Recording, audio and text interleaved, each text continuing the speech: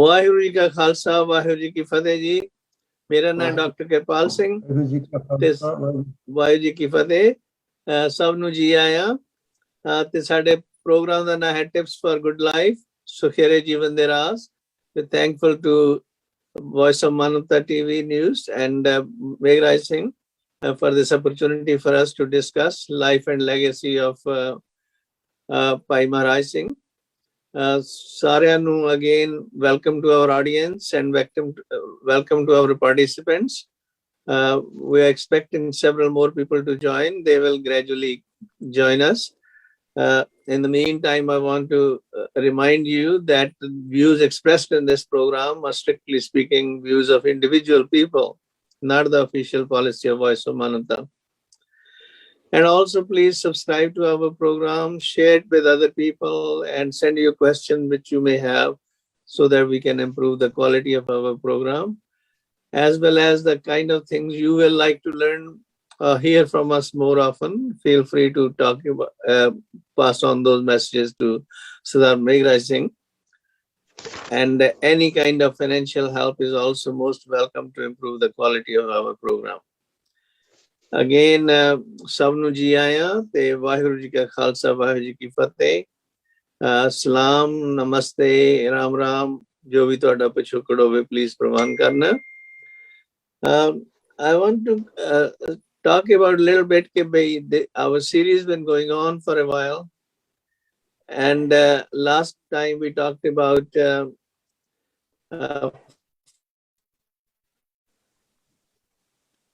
what happened after the fall of the Sikh Empire, and how Baba Ram Singh under the along with the Kuka group tried to raise his voice and boycott the British administration, and he was actually the founder of the non-cooperative movement first time in India, and his ideas then led to the Singh Sabha movement, Gurdwara reform movements, and eventually Gandhiji trying to use the same strategies for liberation of India by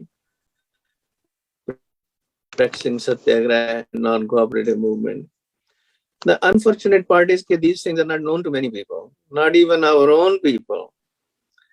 My appeal to you all is that we must discuss these things, bring them on the forefront ourselves.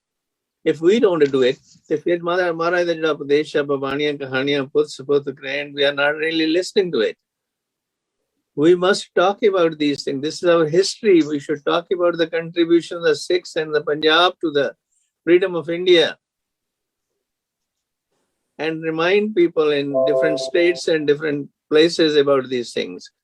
In the same token, we are going to talk today about Bhai Maharaj Singh, how he also refused to lay down his arms, and as a result, he tried to make alliances with many people, including Baba Ram Singh, to oppose the British domination of Punjab. Eventually, a price was put on his head, 10,000 rupees, and he was arrested and exiled to Singapore, where he spent 6 years, and it's a long story, which we will be discussing in detail now. Over there, he became blind and finally died of cancer. But his life and reputation and how he came up to this kind of resistance, providing that British was scared of him and had to charter a special ship to take him from Calcutta to Singapore because they did not want him to escape. They were so scared of it. Having said that, I will open this discussion now to the floor. And first of all, I'm going to ask today, Dr. Narendra Singh, ਤੁਸੀਂ share ਕਰੋ ਸਾਡੇ ਨਾਲ any ideas regarding Bhai Maharaj Singh. दास ਜਦੋਂ ਬਾਬਾ ਮਹਾਰਾਜ ਸਿੰਘ ਬਾਰੇ ਪੜ੍ਹ ਰਿਹਾ ਸੀ ਤਾਂ ਇਹ ਬੜਾ ਅਫਸੋਸ ਹੋਇਆ ਕਿ ਬਹੁਤ ਸਾਰੇ ਰਿਸਰਚਰਸ ਨੇ ਇਹ ਬੜੀ ਸਾਫ਼ ਸ਼ਬਦਾਂ ਵਿੱਚ ਕਿਹਾ ਕਿ ਉਹਨਾਂ ਨੂੰ ਉਹ ਬਹੁਤ ਪਪੂਲਰ ਕਿਸਮ ਦੇ ਲੀਡਰ ਜਾਂ ਪਪੂਲਰ ਭਾਈ ਸਾਹਿਬ ਤੁਸੀਂ ਆਪਣੇ ਥੋੜੀ ਲਾਈਟ ਕਰ ਲਓ, ਉੱਪਰ ਤੁਹਾਡਾ ਮੂੰਹ ਹਨੇਰੇ ਦੇ ਵਿੱਚ ਹੈ, ਥੋੜੀ ਲਾਈਟ ਕਰ ਲਓ। ਹਾਂਜੀ, ਨਾਓ ਯੂ ਕੈਨ ਕੰਟੀਨਿਊ। ਹਾਂਜੀ, ਤੇ ਮਤਲਬ ਜਿਵੇਂ ਅਸੀਂ ਗੱਲ ਕੀਤੀ ਸੀ ਪਿਛਲੀ ਵਾਰੀ ਬਾਬਾ ਰਾਮ ਸਿੰਘ ਹੋਰਾਂ ਬਾਰੇ, ਅਸੀਂ ਦੇਖਦੇ ਹਾਂ ਕਿ ਬਾਬਾ ਮਹਾਰਾਜ ਸਿੰਘ ਦੀ ਜਿਹੜੀ ਪਪੂਲੈਰਿਟੀ ਹੈ ਜਾਂ ਉਹ ਜਿਹੜੀ ਜਿਤਨੀ ਸਰਵਪ੍ਰਿਯਤਾ ਇਸ ਵੇਲੇ ਉਹਨਾਂ ਦੀ ਰਹੀ, ਉਹ ਬੜੀ ਘਟ ਗਈ ਸੀ। ਇਹ ਵੱਖਰੀ ਗੱਲ ਹੈ ਕਿ ਆਪਣੇ ਸਮੇਂ ਵਿੱਚ ਉਹ ਬਹੁਤ ਲੋਕਪ੍ਰਿਯ ਸਨ ਤੇ ਲੋਕਾਂ ਵਿੱਚ ਬੜੇ ਮਕਬੂਲ ਸਨ। ਇਹ ਕਿਵੇਂ ਹੋਇਆ? ਸ਼ਾਇਦ ਇਤਿਹਾਸ ਵਿੱਚ ਉਹਨਾਂ ਨੇ ਆਪਣੇ ਪਿੱਛੇ ਕੋਈ ਬਹੁਤ ਲੰਬੀ ਪ੍ਰਥਾ ਨਹੀਂ ਰੱਖੀ, ਜਿਹਦੇ ਕਰਕੇ ਲੋਕੀ ਜਿਹੜੇ ਨੇ ਉਹਨਾਂ ਨੂੰ ਆਹਿਸਤਾ ਆਹਿਸਤਾ ਭੁੱਲਦੇ ਨੇ।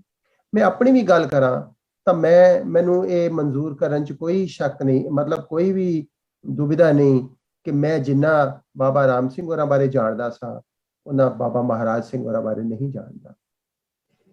ਹਾਲਾਂਕਿ ਇਹਨਾਂ ਦੋਨਾਂ ਵਿੱਚ ਫਰਕ ਜਿਹੜੇ ਨੇ ਉਹ ਬੜੇ ਕਮਾਲ ਦੇ ਨੇ, ਪਰ ਇਹਨਾਂ ਦੋਨਾਂ ਦਾ ਟੀਚਾ ਇੱਕੋ ਹੈ। ਇੱਕ ਬਾਬਾ ਮਹਾਰਾਜ ਸਿੰਘ ਜਿਹੜੇ ਨੇ ਅਸੀਂ ਦੇਖਦੇ ਹਾਂ ਕਿ ਸ਼ਕਤੀ ਨਾਲ, ਹਥਿਆਰ ਨਾਲ ਲੜ ਕੇ ਆਪਣੀ ਆਜ਼ਾਦੀ ਜਿਹੜੀ ਉਹ ਪ੍ਰਾਪਤ ਕਰਨਾ ਚਾਹੁੰਦੇ ਨੇ, ਜਦ ਕਿ ਬਾਬਾ ਰਾਮ ਸਿੰਘ ਵਿੱਚ ਇਹ ਵਾਲੇ ਜਿਹੜੇ ਸਾਨੂੰ ਗੁਣ ਨੇ ਇਹ ਬਹੁਤ ਘੱਟ ਨਜ਼ਰ ਆਉਂਦੇ ਨੇ। ਉਹਨਾਂ ਦੀ ਜ਼ਿਆਦਾਤਰ ਜਿਹੜੀ ਸਾਰੀ ਵਿਧੀ ਰਹੀ ਜਾਂ ਮੋਡਸ ਆਪਰੈਂਡੀ ਰਿਹਾ ਉਹ ਸ਼ਾਂਤੀ ਦਾ ਰਿਹਾ। ਉਹਨਾਂ ਨੇ ਵੀ ਬੜੀ ਜਗ੍ਹਾ ਉੱਤੇ ਕੰਟੈਕਟ ਕੀਤੇ ਪਰ ਬਹੁਤ ਕਾਮਯਾਬ ਨਾ ਹੋ ਸਕੇ।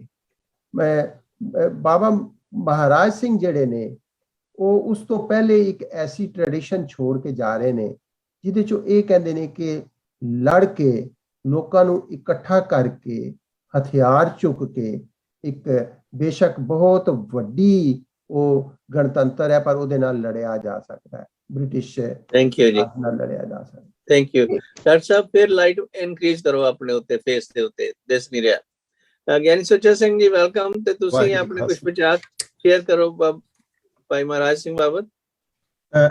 ਹਾਂਜੀ, ਇਸ ਤਰ੍ਹਾਂ ਜੀ ਕਿ ਮੈਂ ਬਹੁਤ ਥੋੜੀ ਜਾਣਕਾਰੀ ਜਿਹੜੀ ਮੈਂ ਲੈ ਸਕਿਆ ਇਹਨਾਂ ਦੇ ਬਾਰੇ 'ਚ, ਉਹ ਵੀ ਹੈ ਜਿਹੜੇ ਤੁਸੀਂ ਮੈਨੂੰ ਲਿੰਕ ਭੇਜੇ ਇਹਨਾਂ ਤੋਂ ਹੀ। ਜਿਸ ਤਰ੍ਹਾਂ ਪਹਿਲਾਂ ਤੁਹਾਡੀ ਗੱਲ ਹੋ ਰਹੀ ਸੀ ਕਿ ਸਾਡੇ ਸਿੱਖ ਪੰਥ ਦੇ ਵਿੱਚ ਬਹੁਤ ਸਾਰੇ ਐਸੇ ਹੀਰੋ ਹੋ ਚੁੱਕੇ ਆ ਜੀ, ਜਿਨ੍ਹਾਂ ਦਾ ਕਿਤੇ ਡਾਕੂਮੈਂਟ ਨਹੀਂ ਹੋ ਸਕਿਆ, ਜਿਨ੍ਹਾਂ ਦੀ ਕੋਈ ਹਿਸਟਰੀ ਨਹੀਂ ਲਿਖੀ ਗਈ, ਤੇ ਉਹ ਜਿਸ ਤਰ੍ਹਾਂ ਸਮੇਂ ਦੇ ਘੱਟੇ ਦੇ ਵਿੱਚ ਰੁਲ ਗਏ, ਇਸ ਤਰ੍ਹਾਂ ਹੋ ਗਿਆ ਸਾਡੇ ਨਾਲ। ਤੇ ਆਮ ਸ਼ੋਰ ਕਿ ਜਿੱਥੋਂ ਵੀ ਕਿਧਰੋਂ ਹੁਣ ਸਾਨੂੰ ਇਹੋ ਜਿਹੀ ਮਿਲਦੀ ਇਨਫੋਰਮੇਸ਼ਨ, ਉਹਨੂੰ ਸਾਨੂੰ ਇਕੱਠੀ ਕਰਕੇ ਤੇ ਉਹਦੀਆਂ ਲਿਖਤਾਂ ਦੇ ਵਿੱਚ ਉਹਨੂੰ ਲਿਆਉਣਾ ਚਾਹੀਦਾ। ਜਿਹੜਾ ਇਹਨਾਂ ਦਾ ਜਿੰਨਾ ਕੁ ਮੈਂ ਪੜ੍ਹ ਰਿਹਾ ਸੀ ਕਿ ਦੇਖੋ, ਇੱਕ ਸੇਵਾ ਦੇ ਪੁੰਜ ਜਿਸ ਤਰ੍ਹਾਂ ਸੇਵਾ ਕਰ ਰਹੇ ਹੈ, ਤੇ ਉਸ ਤੋਂ ਬਾਅਦ ਜਿਹੜੀ ਇੱਕ ਆਜ਼ਾਦੀ ਦੀ ਚਿਣਗ, ਆਜ਼ਾਦੀ ਦੀ ਅੱਗ ਅੰਦਰ ਹੈ ਕਿ ਸਾਨੂੰ ਆਜ਼ਾਦ ਜਿਉਣ ਦਾ ਹੱਕ ਹੈ, ਜਿਹੜਾ ਸਾਨੂੰ ਗੁਰੂ ਮਹਾਰਾਜ ਨੇ ਸਿਖਾ ਲਿਆ। ਉਸ ਤੋਂ ਇਹ ਦੇਖ ਲਓ ਸਿੱਖਿਆ ਲੈਂਦੇ ਤੇ ਅੰਗਰੇਜ਼ ਸਾਮਰਾਜ ਦੇ ਵਿਰੁੱਧ ਲੋਕਾਂ ਨੂੰ ਸਿਰਫ ਅਵੇਅਰ ਕਰਦੇ, ਉਸ ਵੇਲੇ ਅਵੇਅਰ ਕਰ ਰਹੇ ਹੈ, ਤੇ ਉਹਨਾਂ ਨੂੰ ਸਿੱਖ ਜਿਹੜਾ ਅੰਗਰੇਜ਼ ਸਾਮਰਾਜ ਹੈ ਉਹਨੂੰ ਇਹ ਫਿਕਰ ਪੈ ਜਾਂਦਾ ਵੀ ਜੇ ਇਸ ਤਰ੍ਹਾਂ ਲੋਕ ਜਾਗਣ ਲੱਗ ਪਏ ਤੇ ਸਾਡੇ ਵਿਰੋਧੀ ਤੇ ਲਾਮਬੰਦ ਹੋ ਜਾਣਗੇ। ਔਰ ਇਹੋ ਹੀ ਚੀਜ਼ ਜਿਹੜੀ ਹੈ ਹਰ ਇੱਕ ਤਕਰੀਬਨ ਮੂਵਮੈਂਟ ਦੇ ਵਿੱਚ ਹੁੰਦੀ ਆਈ ਹੈ। ਜਿਸ ਵੇਲੇ ਬੰਦਾ ਕਿਸੇ ਨੂੰ, ਦੂਸਰੇ ਆਮ ਜਨਤਾ ਨੂੰ ਅਵੇਅਰ ਕਰਨ ਦੀ ਕੋਸ਼ਿਸ਼ ਕਰਦਾ, ਉਦੋਂ ਹੀ ਉਹਦੇ ਵਿਰੁੱਧ ਜਿਹੜਾ ਹਕੂਮਤ ਖੜੀ ਹੋ ਜਾਂਦੀ ਹੈ। ਗੁਰੂ ਨਾਨਕ ਪਾਤਸ਼ਾਹ ਜੀ ਦੇ ਨਾਲ ਵੀ ਐਸਾ ਹੀ ਹੋਇਆ। ਤੇ ਮੈਂ ਕਹਿੰਦਾ ਕਿ ਸਤਿਗੁਰਾਂ ਜੀ ਦੇ ਨਕਸ਼ੇ ਕਦਮ ਤੇ ਚੱਲਣੇ ਵਾਲੇ ਐਸੇ ਸਿੱਖ ਜਿਹੜੇ ਹੋ ਚੁੱਕੇ ਸਾਡੇ ਵਿੱਚ, ਉਹਨਾਂ ਨੂੰ ਸਾਨੂੰ ਉਭਾਰਨਾ ਚਾਹੀਦਾ। ਕਮ ਸੇ ਕਮ ਉਹਨਾਂ ਦੀਆਂ ਯਾਦਗਾਰਾਂ, ਉਹਨਾਂ ਦਾ ਇਤਿਹਾਸ ਸਾਨੂੰ, ਸਾਡੇ ਬੱਚਿਆਂ ਨੂੰ ਪਤਾ ਹੋਵੇ। ਨਹੀਂ ਤੇ ਉਸ ਤਰ੍ਹਾਂ ਸਾਧਾਂ ਸੰਤਾਂ ਦੀਆਂ ਜਿਹੜੀਆਂ ਬਰਸੀਆਂ ਮਨਾ ਕੇ ਅਸੀਂ ਕੀ ਲੈਣਾ, ਉਹਨਾਂ ਦੇ ਚੋਂ ਖੱਟਦੇ ਕੀ ਆ, ਹਜ਼ਾਰਾਂ ਰੁਪਈਆ ਖਰਾਬ ਕਰਕੇ ਹਰ ਸਾਲ। ਸੋ ਇਹਨਾਂ ਦੇ ਜੀਵਨ ਦੇ ਵਿੱਚੋਂ ਤਾਂ ਜੀ ਬਹੁਤ ਕੁਛ ਜਿਹੜਾ ਇਹ ਦੇਖੋ ਨਾ, ਆਜ਼ਾਦੀ ਦੇ ਨਾਲ ਜਿਉਣ ਦਾ ਹੱਕ ਜਿਹੜਾ ਹਰ ਇੱਕ ਜੀਵਨ ਨੂੰ ਹੈ, ਹਰ ਇੱਕ ਇਨਸਾਨ ਨੂੰ ਹੈ। ਤੇ ਉਸ ਆਜ਼ਾਦੀ ਦੇ ਹੱਕ ਨੂੰ ਮੰਗਣ ਦੇ ਵਾਸਤੇ ਇਹ ਸਿਰਫ ਲੋਕਾਂ ਨੂੰ ਪ੍ਰੇਰਨਾ ਹੀ ਕਰਦੇ ਆ, ਸਮਝਾਉਂਦੇ ਆ, ਤੇ ਹੋਰ ਤੇ ਕੋਈ ਲੜਾਈ ਨਹੀਂ ਸੀ। ਤੇ ਉਸ ਤੋਂ ਬਾਅਦ ਜਿਹੜਾ ਇਹਨਾਂ ਦੇ ਨਾਲ ਜਿਹੜਾ ਇਹ ਕੁਛ ਹੋਇਆ ਕਿ ਸਿੰਗਾਪੁਰ ਨੂੰ ਭੇਜ ਦਿੱਤਾ ਇਹਨਾਂ ਨੂੰ, ਮਤਲਬ ਕੈਦ ਕਰਕੇ, ਤੇ ਉੱਥੇ ਇਹਨਾਂ ਦੀ 5 ਸਾਲਾਂ ਦੇ ਬਾਅਦ ਜਿਹੜੀ ਸ਼ਹਾਦਤ ਹੋ ਜਾਂਦੀ ਹੈ, 5 ਸਾਲਾਂ ਬਾਅਦ। ਤੇ ਉਸ ਤੋਂ ਇੰਨੇ ਸਮੇਂ ਤੋਂ ਬਾਅਦ ਜਾ ਕੇ ਹੁਣ ਜਿਹੜਾ ਲੋਕਾਂ ਨੂੰ ਪਤਾ ਲੱਗਣ ਲੱਗਾ ਵੀ ਇਹ ਵੀ ਕੋਈ ਹਸਤੀ ਹੈ ਸਿੱਖ ਧਰਮ ਦੀ। ਸੋ ਮਤਲਬ ਥੋੜੀ ਬਹੁਤ Thank- ਜਾਣਕਾਰੀ ਜਿਹੜੀ ਮੈਂ ਇਕੱਠੀ ਕਰ ਸਕਿਆ। ਥੈਂਕ ਯੂ ਜੀ। ਵਾਟ about you doctor Kulwinder Singh, ਤੁਸੀਂ ਆਪਣੇ ਵਿਚਾਰ ਇਸ ਬਾਬਤ ਸ਼ੇਅਰ ਕਰੋ। ਹਾਂਜੀ ਸਰ, ਆਵਾਜ਼ ਮੇਰੀ ਕਲੀਅਰ ਹੈ ਜੀ?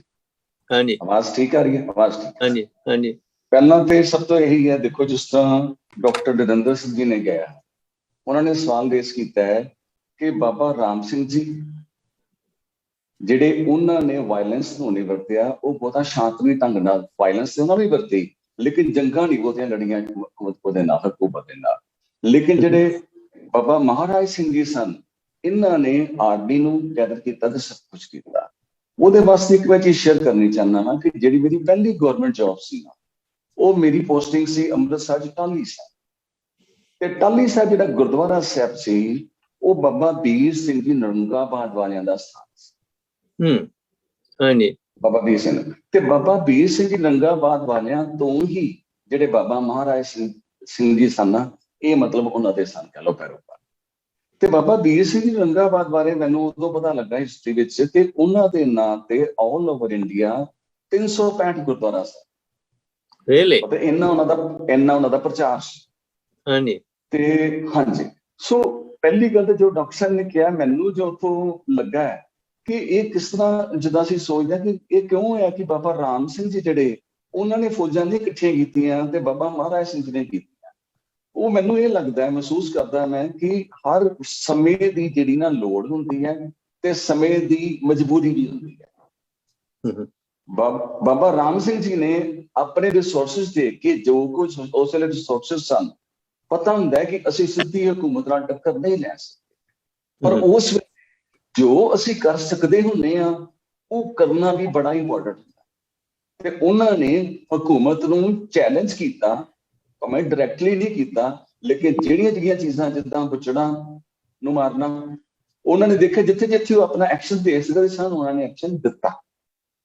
ਪਰ ਨਾਲ ਦੇ ਨਾਲ ਜਿਹੜੀ ਡਿਊਅਲ ਪਾਲਿਸੀ ਹੋ ਜਾਂਦੀ, ਡਿਊਅਲ ਪਾਲਿਸੀ ਕੀ ਹੁੰਦੀ ਹੈ ਕਿ ਨਾਲ ਨਾਲ ਹਕੂਮਤ ਨੂੰ ਚੈਲੰਜ ਕਰੀ ਜਾਓ ਤੇ ਨਾਲ ਨਾਲ ਇੰਨੇ ਵਾਇਲੈਂਟ ਨਾ ਹੋਵੇ ਕਿ ਹਕੂਮਤ ਤੁਹਾਨੂੰ ਇੱਕਦਮ ਸਨਾਬੀ ਕਰ ਦੇਵੇ ਤੇ ਆਪਣੇ ਬੰਦੇ ਇਕੱਠੇ ਕਰਦੇ ਰਹੋ।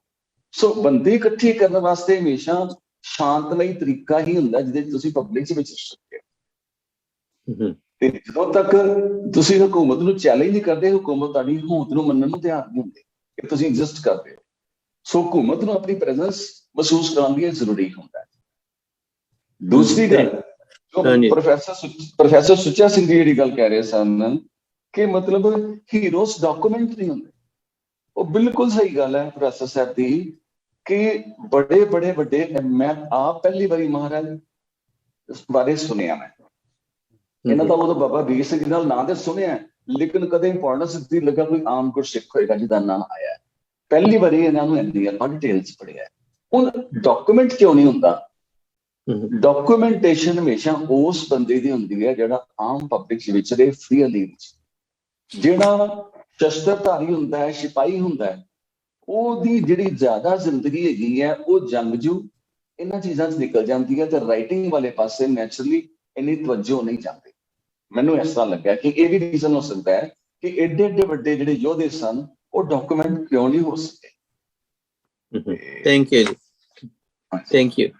ਆਪਣੇ ਡਾਕਟਰ ਗਿਆਨੀ ਧਰਮ ਸਿੰਘ ਜੀ, ਇਹਨਾਂ ਦਾ ਜਮਾਂਦਰੂ ਨਾਂ ਹੁੰਦਾ ਸੀ ਪਹਿਲਾਂ, ਲੁਧਿਆਣੇ ਦੇ ਜੰਮਪਲ ਨੇ ਇਹ, ਰੱਬੋਂ ਪਿੰਡ ਸੀ ਇਹਨਾਂ ਦਾ, ਰੱਬੋਂ ਪਿੰਡ। ਹਾਂਜੀ, ਤੇ ਉਹਨਾਂ ਨਾਂ ਸੀਗਾ ਨਿਹਾਲ ਸਿੰਘ। ਨਿਹਾਲ ਸਿੰਘ ਤੋਂ ਬਾਅਦ ਉਹ ਅੰਮ੍ਰਿਤ ਸ਼ਗਨ ਤੋਂ ਭਗਵਾਨ ਸਿੰਘ ਬਣ ਗਿਆ, ਭਗਵਾਨ ਸਿੰਘ ਤੋਂ ਬਾਅਦ ਮਹਾਰਾਜ ਨਾਂ ਪੈ ਗਿਆ। ਉਹ ਕਿਸ ਤਰ੍ਹਾਂ ਜਰਾ ਸਾਡੀ ਵਾਕਫੀਅਤ ਦੇਵੋ ਉਸ ਬਾਬਤ। ਇਹਨਾਂ ਦੇ ਭਜਨ ਬੰਦਗੀ ਜਾਂ ਸੇਵਾ ਭਾਵ ਨੂੰ ਮੁੱਖ ਰੱਖ ਕੇ ਲੋਕੀ ਮਹਾਰਾਜ ਜੀ ਕਹਿਣ ਲੱਗ ਗਏ ਸੀਗੇ। ਅੱਜ ਵੀ ਜਿੱਦਾਂ ਕਿਸੇ ਧਰਮਾਤਮਾ ਬੰਦੇ ਨੂੰ ਲੋਕੀ ਰੱਬ ਜੀ ਕਹਿਣ ਲੱਗ ਜਾਂਦੇ, ਜਾਂ ਕੋਈ ਗੁਰਮੁਖ ਜਾਂ ਸੰਤ ਜੀ, ਏਦਾਂ ਦੇ ਤਖੱਲਸ ਪੈ ਜਾਂਦੇ ਨੇ। ਤੇ ਇਹ ਜਿਵੇਂ ਡਾਕਟਰ ਕੁਲਵਿੰਦਰ ਸਿੰਘ ਹੋਰਾਂ ਨੇ ਤੇ ਪਹਿਲੋਂ ਵੀ ਦੱਸਿਆ ਗਿਆ ਕਿ ਇਹ ਬਾਬਾ ਵੀਰ ਸਿੰਘ ਜੀ ਦੇ ਡੇਰੇ ਦੇ ਵਿੱਚ ਹੀ ਰਹਿੰਦੇ ਸੀ। ਤੇ ਬਾਬਾ ਵੀਰ ਸਿੰਘ, ਬਾਬਾ ਦੀਪ ਸਿੰਘ ਨਹੀਂ, ਬਾਬਾ ਵੀਰ ਸਿੰਘ, ਵੀਰ ਸਿੰਘ ਨਰੰਗਾਬਾਦ ਵਾਲੇ, ਉਹ ਕਹਿ ਰਿਹਾ ਮੈਂ, ਸੌਰੀ ਮੈਨੂੰ ਗਲਤ ਸੁਣਿਆ। ਨਾ ਕੋਈ ਗੱਲ ਨਹੀਂ, ਬਾਬਾ ਵੀਰ ਸਿੰਘ ਜੀ ਨਰੰਗਾਬਾਦ ਵਾਲੇ। ਤੇ ਕਿਉਂਕਿ ਉਹਨਾਂ ਦੇ ਡੇਰੇ ਦੇ ਵਿੱਚ ਲੰਗਰ ਚੱਲਦਾ ਰਹਿੰਦਾ ਸੀਗਾ, ਸੇਵਾ ਬੰਦਗੀ ਤੇ ਗੁਰਮਤਿ ਦਾ ਪ੍ਰਚਾਰ ਸੀ, ਉਸੇ ਦੇ ਵਿੱਚ ਇਹ ਰਹੇ। ਤੇ ਜਦੋਂ ਅੰਗਰੇਜ਼ਾਂ ਨੇ ਕਬਜ਼ਾ ਕਰ ਲਿਆ ਤੇ ਅਕਸਰ ਉਹ ਸਾਰੇ ਸਿੱਖਾਂ ਦੇ ਵਿੱਚ ਪਤਾ ਹੀ ਸੀਗਾ ਕਿ ਅੰਗਰੇਜ਼ਾਂ ਨੇ ਮਿੱਤਰ ਮਾਰ ਕੀਤੀ, ਕਿ ਉੱਪਰੋਂ ਉਹ ਦੋਸਤੀ ਦਿਖਾਉਂਦੇ ਰਹੇ ਸਿੱਖਾਂ ਦੇ ਨਾਲ, ਮਹਾਰਾਜਾ ਰਣਜੀਤ ਸਿੰਘ ਦੇ ਨਾਲ ਵੀ, ਤੇ ਅੰਦਰ ਖਾਤੇ ਉਹ ਡੋਗਰਿਆਂ ਨਾਲ ਮਿਲ ਕੇ ਜੋ ਕੁਝ ਕੀਤਾ ਉਹਨਾਂ ਨੇ। ਤੇ ਉਹਦੇ ਤੋਂ ਫਿਰ ਇਹਨਾਂ ਦੇ ਅੰਦਰ ਇਹ ਚਿਣਗ ਸੀਗੀ ਤੇ ਇਹਨਾਂ ਨੇ ਜਿੱਥੇ ਕਿਤੇ ਵੀ ਲੱਗਦਾ ਸੀਗਾ ਕਿ ਅੰਗਰੇਜ਼ਾਂ ਦੇ ਵਿਰੁੱਧ, ਉੱਥੇ ਹਰ ਲੜਾਈ ਦੇ ਵਿੱਚ ਇਹਨਾਂ ਨੇ ਹਿੱਸਾ ਲਿਆ। ਇੱਥੋਂ ਤੱਕ ਕਿ ਜਿਹੜੀ ਆਖਰੀ ਲੜਾਈ ਆ ਮਹਾਰਾਜਾ ਸ਼ੇਰ ਸਿੰਘ ਦੀ ਚੇਲਿਆਂ ਵਾਲੇ ਦੀ, ਵੀ ਉਸ ਲੜਾਈ ਦੇ ਵਿੱਚ ਵੀ ਇਹ ਸ਼ਾਮਲ ਹੋਏ। ਤੇ ਜਦੋਂ ਉੱਥੇ ਉਹਨਾਂ ਨੇ ਹਾਰ ਤੋਂ ਬਾਅਦ ਈਨ ਮੰਨ ਲਈ, ਹਥਿਆਰ ਸੁੱਟੇ, ਤੇ ਇੱਕ ਇਹਨਾਂ ਦਾ ਜਜ਼ਬਾ ਜਿਹੜਾ ਸਿੱਖੀ ਵਾਲਾ ਉਹ ਕਮਾਲ ਦਾ ਆ ਕਿ ਉਸ ਵਕਤ ਚੇਲਿਆਂ ਵਾਲੀ ਦੀ ਲੜਾਈ ਤੋਂ ਬਾਅਦ ਸਿੱਖ ਨਿਰਾਸ਼ ਹੋ ਕੇ ਘਰਾਂ ਨੂੰ ਚਲੇ ਗਏ ਸੀਗੇ। ਪਰ ਜਿਵੇਂ ਦਸਮ ਪਾਤਸ਼ਾਹ ਗੁਰੂ ਗੋਬਿੰਦ ਸਿੰਘ ਜੀ ਚਮਕੌਰ ਦੇ ਜੰਗ ਵਿੱਚ ਇੱਕ ਹਿਸਾਬ ਨਾਲ ਸਭ ਕੁਝ ਹੀ ਖਤਮ ਹੋਣ ਵਾਲੀ ਗੱਲ ਸੀ, ਚਾਰੇ ਸਾਹਿਬਜ਼ਾਦੇ ਸ਼ਹੀਦ ਹੋ ਗਏ, ਆਪ ਉੱਥੋਂ ਨਿਕਲੇ ਕਿੱਦਾਂ, ਪਰ ਅਖੀਰੀ ਦਮ ਤੱਕ ਉਹ ਚੜ੍ਹਦੀ ਕਲਾ ਦੇ ਵਿੱਚ ਤੇ ਜਜ਼ਬੇ ਦੇ ਵਿੱਚ ਰਹੇ।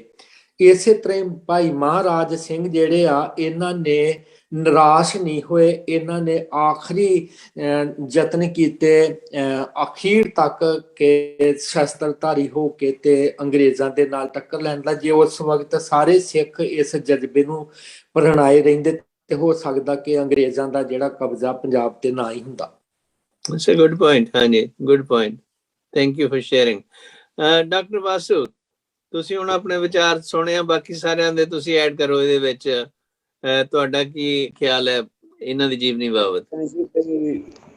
ਜਿਸ ਤਰ੍ਹਾਂ ਆਪਣਾ ਭਾਈ ਮਹਾਰਾਜ ਸਿੰਘ ਦਾ ਜੋ ਸੰਬੰਧ ਹੈ ਵਿਸ਼ੇਸ਼ ਤੌਰ ਤੇ ਬਾਬਾ ਵੀਰ ਸਿੰਘ ਜੀ ਦੇ ਡੇਰੇ ਨਾਲ, ਕਿਉਂਕਿ ਬਾਬਾ ਵੀਰ ਸਿੰਘ ਜੀ ਨੇ ਹੀ ਇਹਨਾਂ ਨੂੰ ਅੰਮ੍ਰਿਤ ਛਕਾਇਆ ਸੀ। ਉਹਦੇ ਡੇਰੇ 'ਚ ਹੀ ਇਹ ਸੇਵਾ ਕਰਦੇ ਸਨ, ਔਰ ਸੇਵਾ ਕਰਦਿਆਂ ਇਹ ਲੋਕਾਂ ਨੂੰ ਅਸਲ ਵਿੱਚ ਮਹਾਰਾਜ ਜੀ ਕਹਿੰਦੇ ਸਨ।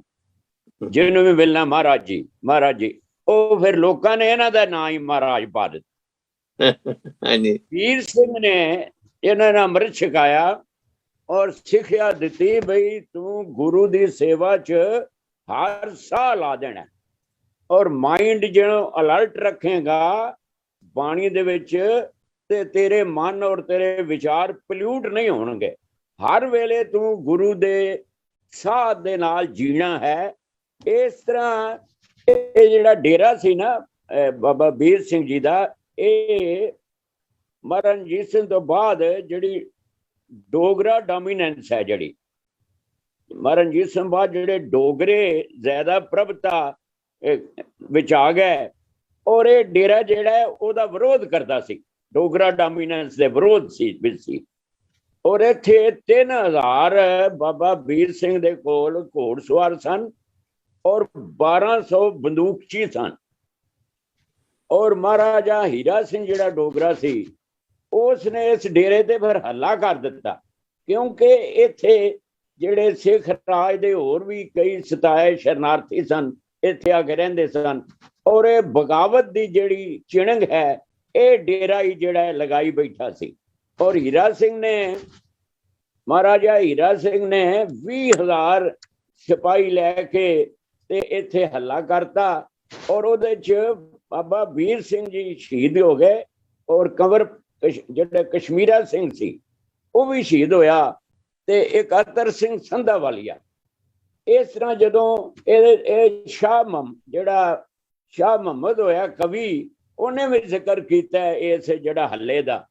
ਉਹਨੇ ਜਦੋਂ ਕਿਹਾ, ਉਹ ਲਿਖਦਾ ਹੈ, ਵੀਰ ਸਿੰਘ ਜੇ ਅਸੀਂ ਨਹੀਂ ਛੱਡਿਆ ਸਾਧ ਤੇ ਸੰਤ ਮੀਆਂ, ਸ਼ਾਹ ਮੁਹੰਮਦਾ ਅੰਤ ਨੂੰ ਸੋਈ ਹੋਣੀ, ਜਿਹੜੀ ਕਰੇਗਾ ਖਾਲਸਾ ਪੰਥ ਮੀਆਂ। ਹੁਣ ਇਹ ਜਿਹੜੇ ਹੀਰਾ ਸਿੰਘ ਦੇ ਬੰਦੇ ਸਨ 20,000, ਇਹ ਵੀ ਆਪਣੇ ਆਪ ਨੂੰ ਖਾਲਸਾ ਹੀ ਸਮਝਦੇ ਸਨ, ਕਿਉਂਕਿ ਖਾਲਸਾ ਹੀ ਸਿਪਾਹੀ ਸਨ, ਹੈ ਉਸ ਵੇਲੇ ਹੀਰਾ ਸਿੰਘ ਦੇ ਥੱਲੇ ਸਨ। ਤੇ ਉਹ ਜਿਹੜੇ ਸਿਪਾਹੀ ਉਹ ਵੀ ਕਹਿੰਦੇ ਨੇ ਭਾਈ ਵੀਰ ਸਿੰਘ ਜੀ ਅਸੀਂ ਨਹੀਂ ਛੱਡਣਾ ਸਾਧ ਤੇ ਸੰਤ ਮੀਆਂ, ਸ਼ਾਹ ਮੁਹੰਮਦਾ ਅੰਤ ਨੂੰ ਸੋਈ ਹੋਣੀ, ਜਿਹੜੀ ਕਰੇਗਾ ਖਾਲਸਾ ਪੰਥ ਮੀਆਂ। ਇਸ ਤਰ੍ਹਾਂ ਜਦੋਂ ਵੀਰ ਸਿੰਘ ਹੋਰੀ ਸ਼ਹੀਦ ਹੋ ਗਏ, ਫਿਰ ਇਹ ਡੇਰੇ ਦੇ ਇੰਚਾਰਜ ਜਿਹੜੇ ਨੇ ਭਾਈ ਮਹਾਰਾਜ ਸਿੰਘ ਜੀ ਬਣ ਗਏ। ਇਸ ਤਰ੍ਹਾਂ ਉਸ ਸਮੇਂ ਇਹ ਇਕੱਲਾ ਖਾਲਸਾ ਸੀ ਭਾਈ ਮਹਾਰਾਜ ਸਿੰਘ, ਜਿਹੜਾ ਕਿ ਅੰਗਰੇਜ਼ਾਂ ਦੇ ਵਿਰੋਧ 'ਚ ਲੜ ਰਿਹਾ ਸੀ ਔਰ ਪ੍ਰੋਟੈਸਟ ਕਰ ਰਿਹਾ ਸੀ। ਔਰ ਲਾਰਡ ਡਲਹੌਜ਼ੀ ਨੇ ਉਸ ਸਮੇਂ ਇੱਕ ਆਰਡਰ ਕੱਢਿਆ ਸੀ ਕਿ ਪੰਜਾਬ ਵਿੱਚ ਜਿੱਥੇ ਜਿੱਥੇ ਅੰਗਰੇਜ਼ਾਂ ਦੇ ਵਿਰੁੱਧ ਕੋਈ ਪ੍ਰਚਾਰ ਹੁੰਦਾ ਉਹਨੂੰ ਕੁਚਲ ਦਿਓ, ਔਰ ਅੰਗਰੇਜ਼ ਸ਼ਕਤੀ ਜਿਹੜੀ ਹੈ ਉਹ ਤਾਂ ਹੀ ਕਾਇਮ ਰਹਿ ਸਕਦੀ ਹੈ। ਅਸੀਂ ਪੰਜਾਬ ਵਿੱਚ ਵੀ ਅੰਗਰੇਜ਼ ਸ਼ਕਤੀ ਕਾਇਮ ਰੱਖਣੀ ਹੈ, ਤੇ ਲਾਰਡ ਡਲਹੌਜ਼ੀ ਨੇ ਕਿਹਾ ਸਾਰੇ ਹਿੰਦੁਸਤਾਨ ਵਿੱਚ ਵੀ ਸਾਡਾ ਤਾਂ ਹੀ ਇੱਕ ਜਜ਼ਬਾ ਬਣਿਆ ਰਹਿ ਸਕਦਾ ਹੈ ਜੇ ਤੁਸੀਂ ਪੰਜਾਬ ਵਿੱਚ ਕੋਈ ਵੀ ਜਿਹੜਾ ਪ੍ਰੋਟੈਸਟ ਹੈ ਉਸ ਨੂੰ ਕੁਚਲ ਦਿਓ। ਇਸ ਤਰ੍ਹਾਂ ਇਹ ਜਿਹੜਾ ਇਹ ਬਾਬਾ ਰਾਮ ਸਿੰਘ ਜੀ ਨਾਲ ਫਿਰ ਇਹਨਾਂ ਦਾ ਮੇਲ ਹੋਇਆ ਜੀ। ਇਹਨਾਂ ਨੇ ਅਖੀਰ ਤੇ ਕੀ ਕੀਤਾ, ਮਹਾਰਾਜ ਸਿੰਘ ਨੇ ਇਸ ਡੇਰੇ ਤੋਂ ਛੱਡ ਕੇ ਅੰਮ੍ਰਿਤਸਰ ਚਲੇ ਗਏ। ਉੱਥੇ ਇਹਨਾਂ ਨੇ ਆਪਣਾ ਸੈਂਟਰ ਬਣਾ ਲਿਆ ਤੇ ਬਾਬਾ ਰਾਮ ਸਿੰਘ ਦੀਆਂ ਫੌਜਾਂ ਨਾਲ ਵੀ ਇਹ ਰਲ ਗਏ। ਫਿਰ ਡਾਕਟਰ ਸਾਹਿਬ ਇਹਨਾਂ ਸਾਰੇ ਪੰਜਾਬ ਦਾ ਦੌਰਾ ਕੀਤਾ ਔਰ ਲੋਕਾਂ ਨੂੰ ਕਿਹਾ ਗਿਆ ਸੀ ਪੰਜਾਬ ਦਾ ਜਿਹੜਾ ਰਾਜ ਹੈ ਉਹ ਬਚਾਉਣਾ ਕਿਸੇ ਤਰੀਕੇ। ਅਜੇ ਪੂਰੀ ਤਰ੍ਹਾਂ ਰਾਜ ਨਹੀਂ ਸੀ ਗਿਆ ਔਰ ਉਹਨਾਂ ਨੇ ਜਲੰਧਰ ਦੁਆਬ ਦੇ ਵਿੱਚ ਦੌਰਾ ਕੀਤਾ ਔਰ ਇੱਕ ਦੀਵਾਨ ਮੂਲ ਰਾਜ ਸਨ ਜਿਹੜੇ ਮੁਲਤਾਨ ਦੇ, ਉਹਨਾਂ ਨੂੰ ਬਗਾਵਤ ਲਈ ਉਕਸਾਇਆ ਔਰ ਹਜ਼ਾਰੇ ਗਏ ਨੇ। ਹਜ਼ਾਰੇ ਇੱਕ ਚਤਰ ਸਿੰਘ ਅਟਾਰੀ ਵਾਲੇ ਹੁੰਦੇ ਸਨ, ਉਹ 1 ਸਾਲ ਤੋਂ ਅੰਗਰੇਜ਼ਾਂ ਦੇ ਵਿਰੁੱਧ ਬਗਾਵਤ ਨੂੰ ਕਾਇਮ ਰੱਖ ਰਹੇ ਸਨ। ਫਿਰ ਇਹਨਾਂ ਨੇ ਅਫਗਾਨਿਸਤਾਨ ਨਾਲ ਸੰਬੰਧ ਬਣਾਏ ਮਹਾਰਾਜ ਸਿੰਘ ਨੇ, ਔਰ ਦੋਸਤ ਮੁਹੰਮਦ ਖਾਨ ਜਿਹੜਾ ਸੀ ਉਹਦੇ ਨਾਲ ਸੰਬੰਧ ਬਣਾਏ। ਇਸ ਤਰ੍ਹਾਂ ਮਹਾਰਾਜਾ ਗੁਲਾਬ ਸਿੰਘ ਜੰਮੂ ਐਂਡ ਕਸ਼ਮੀਰ ਵਾਲੇ ਨਾਲ ਉਹਨੂੰ ਵੀ ਉਕਸਾਇਆ ਔਰ 1847 ਵਿੱਚ ਅੰਗਰੇਜ਼ਾਂ ਤੇ ਜਿੰਦਾਂ ਦੇ ਸੰਬੰਧ ਵਿਗੜ ਗਏ ਕਿਉਂਕਿ ਜਿੰਦਾਂ ਕੋਲੋਂ ਸਾਰੀ ਸ਼ਕਤੀ ਅੰਗਰੇਜ਼ ਖੋਣਾ ਚਾਹੁੰਦਾ ਸੀ। ਔਰ ਉਸ ਸਮੇਂ ਇੱਕ ਪ੍ਰੇਮਾ ਪਲਾਟ ਮਸ਼ਹੂਰ ਹੋਇਆ ਸੀ ਕਿ ਜਿਹੜਾ ਹੈਨਰੀ ਲਾਰੈਂਸ ਹੈ ਉਹਨੂੰ ਕਤਲ ਕਰਨ ਲਈ ਇੱਕ ਸਾਜ਼ਿਸ਼ ਰਚੀ ਗਈ। ਉਹਦੇ ਵਿੱਚ ਵੀ ਮਹਾਰਾਜ ਜਿਹੜੇ ਨੇ ਭਾਈ ਮਹਾਰਾਜ ਸਿੰਘ ਸ਼ਾਮਿਲ ਸਨ। ਇਸ ਤਰ੍ਹਾਂ ਉਹਨਾਂ ਨੇ 3 ਲੜਾਈਆਂ ਲੜੀਆਂ ਨੇ ਬਾਬਾ ਭਾਈ ਮਹਾਰਾਜ ਸਿੰਘ ਜੀ ਨੇ। ਇੱਕ ਰਾਮਨਗਰ ਦੀ ਲੜਾਈ, ਇੱਕ ਚੇਲਿਆਂ ਵਾਲੀ ਦੀ ਲੜਾਈ, ਇੱਕ ਰਾਵਲਪਿੰਡੀ ਦੀ ਲੜਾਈ। ਔਰ ਇਹਨਾਂ ਨੇ ਦੇਖੋ ਜਿਹੜੀ ਸਪਿਰਿਟ ਹੈ ਬਗਾਵਤ ਦੀ ਉਹਨੂੰ ਕਾਇਮ ਰੱਖਿਆ। ਔਰ ਬਾਬਾ ਬਿਕਰਮ ਸਿੰਘ ਬੇਦੀ ਤੇ ਕਰਨਲ ਰਛਪਾਲ ਸਿੰਘ ਪੂਰਬੀਆ ਜਿਹੜੇ ਨੇ ਉਹ ਇਹਨਾਂ ਨਾਲ ਪੂਰੀ ਤਰ੍ਹਾਂ ਬਗਾਵਤ ਵਿੱਚ ਸਹਿਮਤ ਰਹੇ ਨੇ। ਆ ਜਾਗੇ ਰਾਜਾ ਸ਼ੇਰ ਸਿੰਘ ਸੀ, ਉਹ ਸਰੈਂਡਰ ਕਰ ਗਿਆ ਸੀ ਤੇ ਰਾਜਾ ਸ਼ੇਰ ਸਿੰਘ ਨੂੰ ਇਹਨਾਂ ਨੇ ਕਿਹਾ ਸੀ ਜਾਂ ਹੋਰਾਂ ਬੰਦਿਆਂ ਨੂੰ ਕਿ ਤੁਸੀਂ ਸਰੈਂਡਰ ਕਿਉਂ ਕਰਦੇ ਹੋ, ਤੁਸੀਂ ਸਰੈਂਡਰ ਕਰੋਗੇ ਤੇ ਫਿਰ ਤੁਹਾਡੇ ਤੇ ਉਹ ਜਿਹੜਾ ਗੁਲਾਮੀ ਦਾ ਜੂੜਾ ਆ ਜਾਣਾ ਤੇ ਤੁਹਾਡੀ ਪ੍ਰਾਪਰਟੀਆਂ ਫਿਰ ਵੀ ਅੰਗਰੇਜ਼ਾਂ ਨੇ ਖੋਹ ਲੈਣੀਆਂ ਚਾਹੇ ਤੁਸੀਂ ਸਰੈਂਡਰ ਕਰ ਦਿਓ। ਇਸ ਤਰ੍ਹਾਂ ਇਤਨੀਆਂ ਲੜਾਈਆਂ ਔਰ ਥਾਂ ਥਾਂ ਤੇ ਆਪਣੇ ਦੂਤ ਭੇਜਣੇ ਔਰ ਕਾਬਲ ਕਧਾਰ ਤੇ ਪਿਸ਼ਾਵਰ ਤੱਕ ਉਹਨਾਂ ਦੀ ਮਦਦ ਲੈਣ ਲਈ ਇਤਨਾ ਕੁਝ ਕਰਨਾ ਇਹ ਬਹੁਤ ਵੱਡਾ ਕੰਮ ਹੈ। ਬਹੁਤ ਵੱਡਾ ਤੁਸੀਂ ਫੀਲ ਕਰ। ਹਾਂਜੀ, ਦਿਸ ਇਜ਼ ਰੀਅਲੀ ਰਿਮਾਰਕੇਬਲ। ਹਾਂਜੀ, ਰਿਮਾਰਕੇਬਲ ਜਿਹੜਾ ਤੁਸੀਂ ਸ਼ੇਅਰ ਕਰ ਰਹੇ ਸਾਡੇ ਨਾਲ ਇੰਨੀ ਵਾਕਫੀਅਤ। Thank you. ਕਿਉਂਕਿ ਇਹ ਜਿਹੜਾ ਇੰਨਾ ਕੁਝ ਕਰਨਾ ਇਹ ਤਾਂ ਇੱਕ ਕਿਸਮ ਦਾ ਬੜੀ ਹੈਰਾਨੀ ਹੁੰਦੀ ਹੈ ਕਿ ਵੀ ਸਾਡੇ ਲੋਕਾਂ ਨੂੰ ਇਹਦੇ ਭੋਰਾ ਵੀ ਪਤਾ ਨਹੀਂ ਹੈ, ਵਾਕਫੀਅਤ ਨਹੀਂ ਇਹਨਾਂ ਚੀਜ਼ਾਂ ਦੀ। ਜਦੋਂ ਕਿ ਇਹਨਾਂ ਨੇ ਇੰਨੀ ਗਜ਼ਬ ਦੀ ਮਿਹਨਤ ਕੀਤੀ ਹੈ ਤੇ ਇੰਨੇ ਚੰਗੇ ਤਰੀਕੇ ਦੇ ਨਾਲ ਸਾਰੀਆਂ ਚੀਜ਼ਾਂ ਨੂੰ ਰੀਆਰਗੇਨਾਈਜ਼ ਕਰਨ ਦੀ ਕੋਸ਼ਿਸ਼ ਕੀਤੀ। ਡਾਕਟਰ ਸਾਹਿਬ ਤੁਹਾਡੇ ਕਰਕੇ ਅਸੀਂ ਵੀ ਲੱਗ ਪਏ ਹਾਂ ਏਦਾਂ ਦੀਆਂ ਗੱਲਾਂ। ਤੁਸੀਂ ਜੇ ਪ੍ਰੇਰਨਾ ਦੇ ਦਿੰਦੇ ਹੋ ਤੇ ਹੁਣ ਤੁਸੀਂ ਜਿਹੜਾ ਆਪਣਾ ਮੋਬਾਈਲ 'ਚ ਭੇਜਿਆ ਸਾਨੂੰ ਉਹ ਸਾਰਾ ਉੱਥੋਂ ਹੀ ਮੈਂ ਪੜ੍ਹਿਆ ਸਾਰਾ ਜੋ ਤੁਸੀਂ ਆਪਨੇ ਮੈਟਰ ਭੇਜਿਆ ਜਿਹੜਾ। ਥੈਂਕ ਯੂ, ਥੈਂਕ ਯੂ ਜੀ, ਤੇ ਬਹੁਤ ਮਿਹਰਬਾਨੀ ਸ਼ੇਅਰ ਕਰਨ ਦੀ। ਪਾਟਿਆ ਸਾਹਿਬ ਤੁਸੀਂ ਵੀ ਆਪਣੇ ਕੋਈ ਵਿਚਾਰ ਐਡ ਕਰੋ, ਇੱਥੇ ਅਨਮਿਊਟ ਕਰੋ ਆਪਣੇ ਆਪ ਨੂੰ। ਦੇਖੋ ਜੀ, ਜੋ ਵੀਰ ਭਰਾਵਾਂ ਨੇ ਆਲਰੇਡੀ ਕਹਿ ਦਿੱਤਾ ਹੈ ਉਹਨੂੰ ਰਿਪੀਟ ਕਰਨ ਦਾ ਤਾਂ ਮਤਲਬ ਕੋਈ ਨਹੀਂ। ਮੈਂ ਪੜ੍ਹ ਹੀ ਰਿਹਾ ਜੋ ਤੁਸੀਂ ਭੇਜਿਆ ਸੀ। ਡਾਕਟਰ ਸਾਹਿਬ ਨੇ, ਵੀਰ ਜੀ ਨੇ ਸਾਰਿਆਂ ਨੇ ਦੱਸਿਆ ਹੈ। ਇੱਕ ਸਭ ਤੋਂ ਵੱਡੀ ਗੱਲ ਜੋ ਮੈਨੂੰ ਸਟ੍ਰਾਈਕ ਕਰਦੀ ਹੈ ਉਹ ਇਹ ਹੈ ਕਿ ਜੀ ਸਿੱਖਾਂ ਨੇ ਕਦੀ ਵੀ ਹਕੂਮਤ ਅੰਗਰੇਜ਼ਾਂ ਦੀ ਨੂੰ ਐਕਸੈਪਟ ਨਹੀਂ ਕੀਤਾ। They have been continuously fighting Punjab ਨੂੰ ਫ੍ਰੀ ਕਰਨ ਵਾਸਤੇ, ਮਹਾਰਾਜਾ ਰਣਜੀਤ ਸਿੰਘ ਤੋਂ ਬਾਅਦ ਵੀ। ਪਰ ਸਾਨੂੰ ਚੂੰਕਿ ਆਪਸ ਦੇ ਵਿੱਚ ਸਾਡੀ ਯੂਨਿਟੀ ਨਹੀਂ ਸੀ। ਜਿਸ ਤਰ੍ਹਾਂ ਆਪ ਜੀ ਨੇ ਕਿਹਾ ਕਿ ਡੋਗਰੇ ਸਰਦਾਰਾਂ ਨੇ ਆਪਣੇ ਆਪ ਨੂੰ ਸਿੱਖ ਜਾਂ ਖਾਲਸਾ ਕਹਿ ਕੇ ਵੀ ਆਪਣੇ ਫੈਲੋ ਲੋਕਾਂ ਦੇ ਉੱਪਰ ਹਮਲਾ ਕੀਤਾ। ਸੋ ਜਦੋਂ ਕਿਸੇ ਕਮਿਊਨਿਟੀ ਦੇ ਅੰਦਰ ਇਤਫਾਕ ਨਹੀਂ ਹੁੰਦਾ, ਡਿਵੀਜ਼ਨ ਪੈਦਾ ਹੋ ਜਾਂਦੀ ਹੈ, ਤਾਂ ਫਿਰ ਹਾਰ ਦਾ ਰਸਤਾ ਖੁੱਲ ਜਾਂਦਾ। ਇਹੀ ਹੋਇਆ। ਹੁਣ ਡੋਗਰਾ ਨੂੰ ਸਮਝ ਹੋਣੀ ਚਾਹੀਦੀ ਸੀ ਕਿ ਇਹ ਲੋਕ ਲੜ ਰਹੇ ਨੇ, ਇਹ ਕਿਹਦੇ ਅਗੇਂਸਟ ਲੜ ਰਹੇ ਨੇ? ਡੋਗਰੇ ਦੇ ਅਗੇਂਸਟ ਨਹੀਂ ਲੜ ਰਹੇ, ਲੜਤੇ ਰਹੇ ਨੇ ਅੰਗਰੇਜ਼ਾਂ ਦੇ ਖਿਲਾਫ।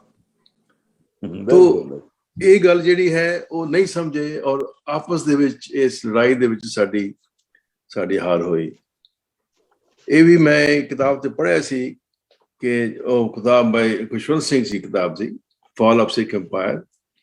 ਉਹਦੇ 'ਚ ਤੇ ਪਹਿਲਾਂ ਉਹਨਾਂ ਨੇ ਦੱਸਿਆ ਜਦ ਮਹਾਰਾਜਾ ਰਣਜੀਤ ਸਿੰਘ ਦੀ ਡੈਥ ਹੋਈ ਤੇ ਗੁਲਾਬ ਸਿੰਘ ਡੋਗਰਾ ਪੰਜਾਬ ਦੀ ਟ੍ਰੈਜਰੀ ਲੈ ਕੇ ਉਹ ਭੱਜ ਗਿਆ ਸੀ ਕਸ਼ਮੀਰ, ਲੇਕਿਨ ਉਹਦੇ ਪਿੱਛੇ ਗਏ ਸਨ ਲੋਕ ਖਾਲਸੇ ਔਰ ਪਕੜ ਲਿਆ ਸੀ ਰਸਤੇ 'ਚ ਜਾ ਕੇ ਉਹਨਾਂ ਨੇ।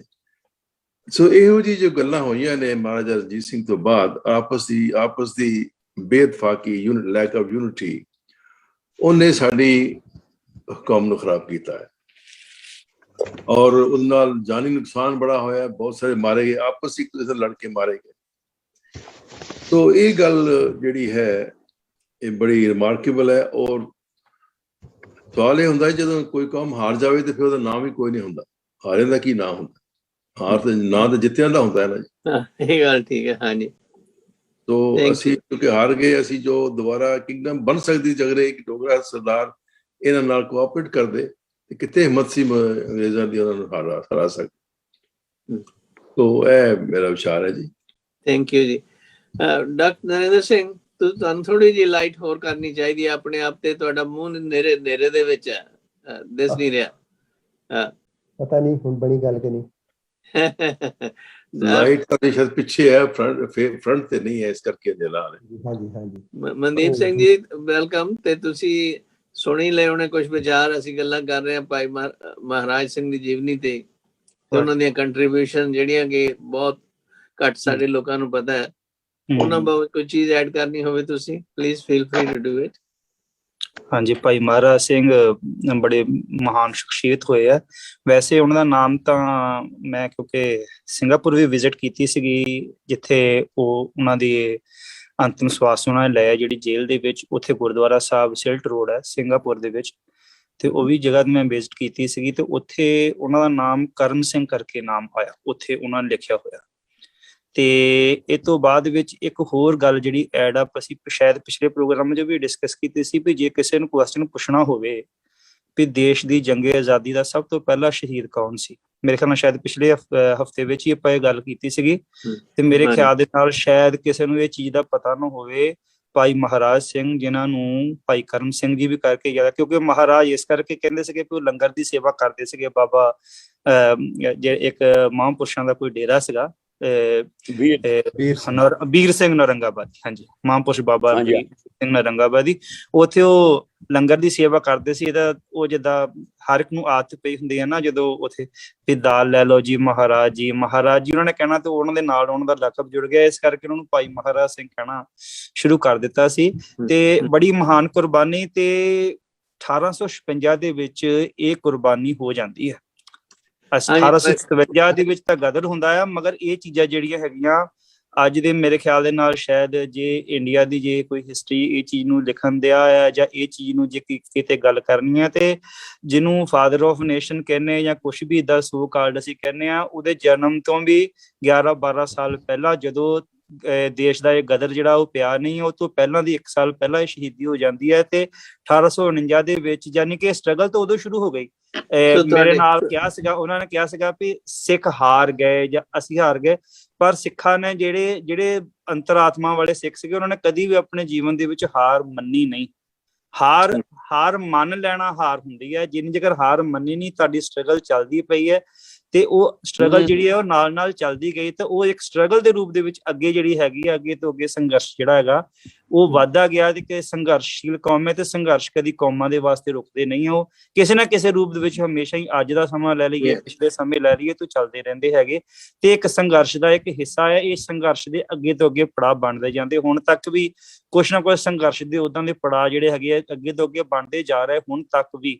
ਤੇ ਸੰਘਰਸ਼ਸ਼ੀਲ ਕੌਮਾਂ ਕਦੀ ਵੀ ਸੰਘਰਸ਼ ਨਹੀਂ ਛੱਡਦੀਆਂ। ਇੱਥੇ ਜਿੱਤ ਹਾਰ ਦੀ ਗੱਲ ਨਹੀਂ ਹੈ, ਕਿਉਂਕਿ ਮਹਾਰਾਜ ਨੇ ਜੇ ਦਸਮ ਪਾਤਸ਼ਾਹ ਨੇ ਸਭ ਕੁਛ ਕੁਰਬਾਨ ਕੀਤਾ ਤੇ ਉਹ ਹਾਰਨ ਵਾਲੀ ਗੱਲ ਨਹੀਂ ਹੈ, ਉੱਥੇ ਜਿੱਤਣ ਵਾਲੀ। ਰੁਕੋ, ਜਦੋਂ ਤੁਸੀਂ ਸਿੰਗਾਪੁਰ ਦੇ ਵਿੱਚ ਸੀ, ਇਹ ਜਿਹੜੇ ਭਾਈ ਮਹਾਰਾਜ ਸਿੰਘ ਹੈ, ਇਹਨਾਂ ਨੂੰ ਲੋਕ ਕਹਿੰਦੇ ਸੀ ਬੜੇ ਕਰਨੀ ਵਾਲੇ ਨੇ। ਹਾਂਜੀ, ਗੱਲ ਤਾਂ ਬੜਾ ਮਸ਼ਹੂਰ ਸੀ ਉੱਥੇ। ਉਹਦੇ ਬਾਬਤ ਕੁਝ ਦੱਸੋ ਗੱਲਬਾਤ ਤੁਹਾਨੂੰ ਜੇ ਯਾਦ ਹੋਵੇ। ਉਹਦੇ ਵਿੱਚ ਇਹ ਚੀਜ਼ ਹੈ ਕਿ ਜਦੋਂ ਇਹਨਾਂ ਨੂੰ ਉਸ ਵੇਲੇ ਸਜ਼ਾਵਾਂ ਜਿਹੜੇ ਕਹਿੰਦੇ ਵੀ ਲਾਸਟ ਟਾਈਮ ਤੇ ਉਹਨਾਂ ਦੀ ਅੱਖਾਂ ਦੀ ਰੋਸ਼ਨੀ ਵੀ ਜਿਹੜੀ ਹੈਗੀ ਹੈ ਚਲੀ ਗਈ ਸੀ, ਮਗਰ ਜਿਹੜੇ ਉਹ ਅੰਗਰੇਜ਼ ਆਫੀਸਰ ਸੀ ਜਾਂ ਉਹਨਾਂ ਦੇ ਆਫੀਸਰ ਸੀਗੇ, ਉਹ ਚਾਹੇ ਉਹਨਾਂ ਦੇ ਜ਼ੁਲਮ ਵੀ ਕਰਦੇ ਸੀਗੇ, ਮਗਰ ਫਿਰ ਵੀ ਇੱਕ ਜਿੱਦਾਂ ਕਹਿੰਦੇ ਨਾ ਇੱਕ ਠੌਂਕਾ ਜਿਹਾ, ਪੰਜਾਬੀ ਜਿਸੀ ਠੌਂਕਾ ਕਹਿ ਦਿੰਦੇ ਆ ਨਾ, ਵੀ ਕਿਸੇ ਦਾ ਠੌਂਕਾ ਬਣਿਆ ਹੁੰਦਾ, ਦਹਿਸ਼ਤ ਬਣੀ ਹੁੰਦੀ ਹੈ, ਤੇ ਉਹਨਾਂ ਦੇ ਮਨ 'ਚ ਸਤਿਕਾਰ ਵੀ ਸੀ ਤੇ ਜ਼ੁਲਮ ਵੀ ਹੁੰਦਾ ਸੀ ਤੇ ਸਤਿਕਾਰ ਵੀ ਇੱਕ ਮਨ ਦੇ ਵਿੱਚ ਸੀ, ਕਿਉਂਕਿ ਉਹਨਾਂ ਦੀ ਭਗਤੀ ਸ਼ਕਤੀ ਸਿਮਰਨ ਇੰਨਾ ਉੱਚਾ ਸੀ ਤੇ ਉਹ ਉਹਨਾਂ ਦਾ, ਕਿਉਂਕਿ ਉੱਚ ਪਾਏ ਦਾ ਜੀਵਨ, ਇੱਕ ਉੱਚ ਪਾਏ ਦਾ ਗੁਰਸਿੱਖੀ ਵਾਲਾ ਜੀਵਨ ਵੀ ਸੀ, ਇੱਕ ਸੰਘਰਸ਼ਸ਼ੀਲ ਜੀਵਨ ਵੀ ਕਹਿ ਲਈਏ, ਇੱਕ ਸਿਪਾਹੀ ਵਾਲਾ ਜੀਵਨ ਵੀ ਸੀ, ਇੱਕ ਉੱਚ ਪਾਏ ਦਾ ਜਿਹੜਾ ਸੰਘਰਸ਼ਸ਼ੀਲ ਜੀਵਨ ਸੀ ਉਹ। ਕਿਉਂਕਿ ਹੁਣ ਦੇਸ਼ ਦਾ ਉੱਥੇ ਦਾ ਸਿੰਗਾਪੁਰ ਦਾ ਪ੍ਰਾਈਮ ਮਿਨਿਸਟਰ ਜਿਹੜਾ ਹੈਗਾ, ਉੱਥੇ ਉਹਦੇ ਨਾਲ ਵੀ ਉਹ ਸਿਲਟ ਰੋਡ ਜਿਹੜਾ ਗੁਰਦੁਆਰਾ ਸਾਹਿਬ ਜਦੋਂ ਨਵਾਂ ਬਣਿਆ ਹੈਗਾ, ਉੱਥੇ ਉਹਨੇ ਵੀ ਇਸ ਕੁਰਬਾਨੀ ਦਾ ਜ਼ਿਕਰ ਕੀਤਾ ਹੈਗਾ, ਕਿਉਂਕਿ ਇਹ ਏਰੀਆ ਨੂੰ ਕਾਲੇ ਪਾਣੀ ਕਿਹਾ ਜਾਂਦਾ ਸੀ। ਉਸ ਵੇਲੇ ਸਿੰਗਾਪੁਰ ਵੀ ਕਾਲੇ ਪਾਣੀ ਦੇ ਏਰੀਏ ਵਿੱਚ ਹੀ ਆਉਂਦਾ ਸੀਗਾ ਤੇ ਇਸ ਕਰਕੇ ਸਜ਼ਾ ਯਾਫਤਾ ਜਿੰਨੇ ਮੁਜਰਮ ਗੋਰੀ ਸਰਕਾਰ ਜਿਹੜੀ ਸਮਝਦੀ ਸੀਗੀ, ਉਹਨਾਂ ਨੂੰ ਇਹਨਾਂ ਜਗ੍ਹਾ ਦੇ ਉੱਤੇ ਭੇਜਿਆ ਜਾਂਦਾ ਸੀਗਾ। ਤੇ ਇਹ ਵੀ ਇੱਕ ਟਾਪੂ ਸੀਗੇ ਤੇ ਇਹ ਤੋਂ ਬਾਅਦ ਵਿੱਚ ਇਹ ਟਾਪੂ ਆਬਾਦ ਹੋ ਗਏ, ਕੋਈ ਤਕੜੇ ਦੇਸ਼ ਬਣ ਗਏ, ਚੰਗੀਆਂ ਇਕਨੋਮੀਆਂ ਬਣ ਗਈਆਂ, ਮਗਰ ਇਹ ਕਾਲੇ ਪਾਣੀ ਦੇ ਤੌਰ ਤੇ ਜਾਣਿਆ ਜਾਂਦਾ ਸੀ।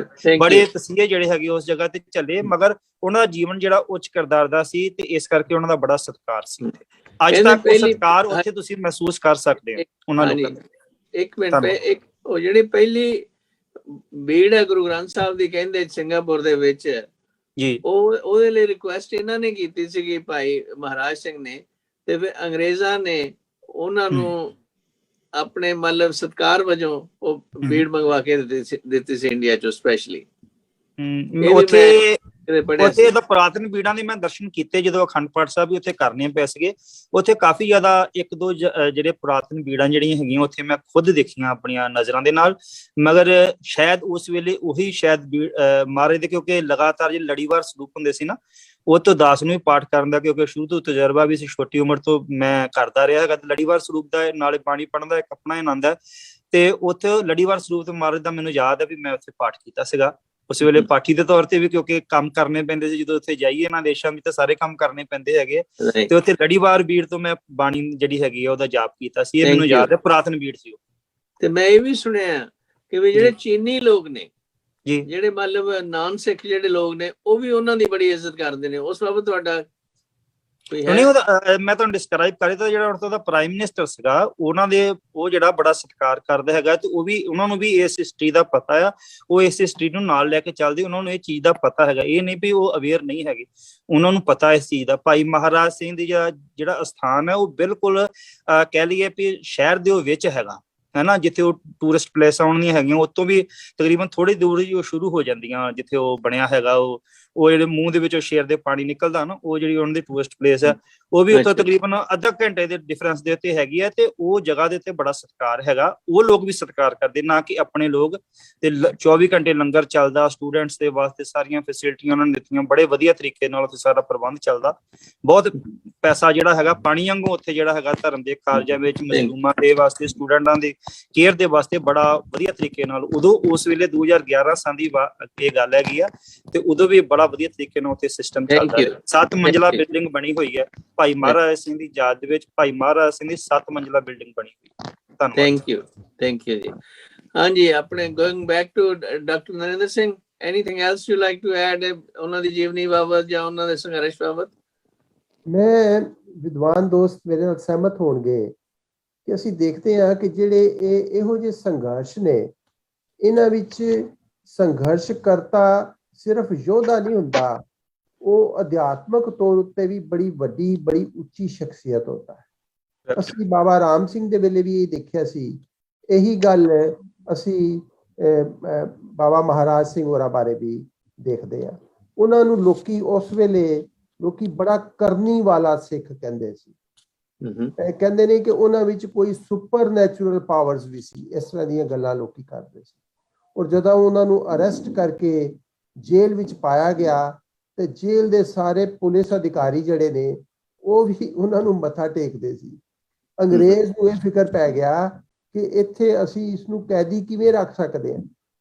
ਇਹ ਤਾਂ ਵਿਅਕਤੀ ਜਿਹੜਾ ਇੰਨਾ ਪਪੂਲਰ ਹੈ, ਇਹਦੀ ਲੋਕਪ੍ਰਿਯਤਾ ਇੰਨੀ ਜ਼ਿਆਦਾ ਹੈ ਕਿ ਅਸੀਂ ਤਾਂ ਇਹਨੂੰ ਕਿੰਨੀ ਕੁ ਦੇਰ ਅਸੀਂ ਕੈਦ ਕਰ ਸਕਦੇ। ਲੋਕਾਂ ਨੇ ਜੇਲ੍ਹ ਦੇ ਬਾਹਰ ਦੀਵਾਰ ਦੇ ਕੋਲ ਜਿਹੜਾ ਲਾਈਨਾਂ ਲਗਾ ਕੇ ਬੈਠ ਕੇ ਉਹਨਾਂ ਨੂੰ ਜਿੱਥੇ ਵੀ ਲੈ ਕੇ ਜਾਂਦੇ ਸੀ ਲੋਕ ਉਹਨਾਂ ਨੂੰ ਮੱਥੇ ਟੇਕਦੇ ਸੀ। ਮਤਲਬ ਜਿਹੜੀਆਂ ਕਹਾਣੀ, ਔਰ ਅੰਗਰੇਜ਼ ਖੁਦ ਉਹਨਾਂ ਨੂੰ ਗੁਰੂ ਮਹਾਰਾਜ ਕਹਿੰਦੇ ਸੀ। ਮਤਲਬ ਉਹਨਾਂ ਨੇ ਆਪਣੇ ਡਾਕੂਮੈਂਟਸ ਵਿੱਚ ਉਹਨਾਂ ਨੂੰ ਮਹਾਰਾਜ ਸਿੰਘ ਨਾਲ ਲਿਖ ਕੇ ਗੁਰੂ ਮਹਾਰਾਜ ਲਿਖਿਆ ਹੋਇਆ ਕਈ ਜਗ੍ਹਾ।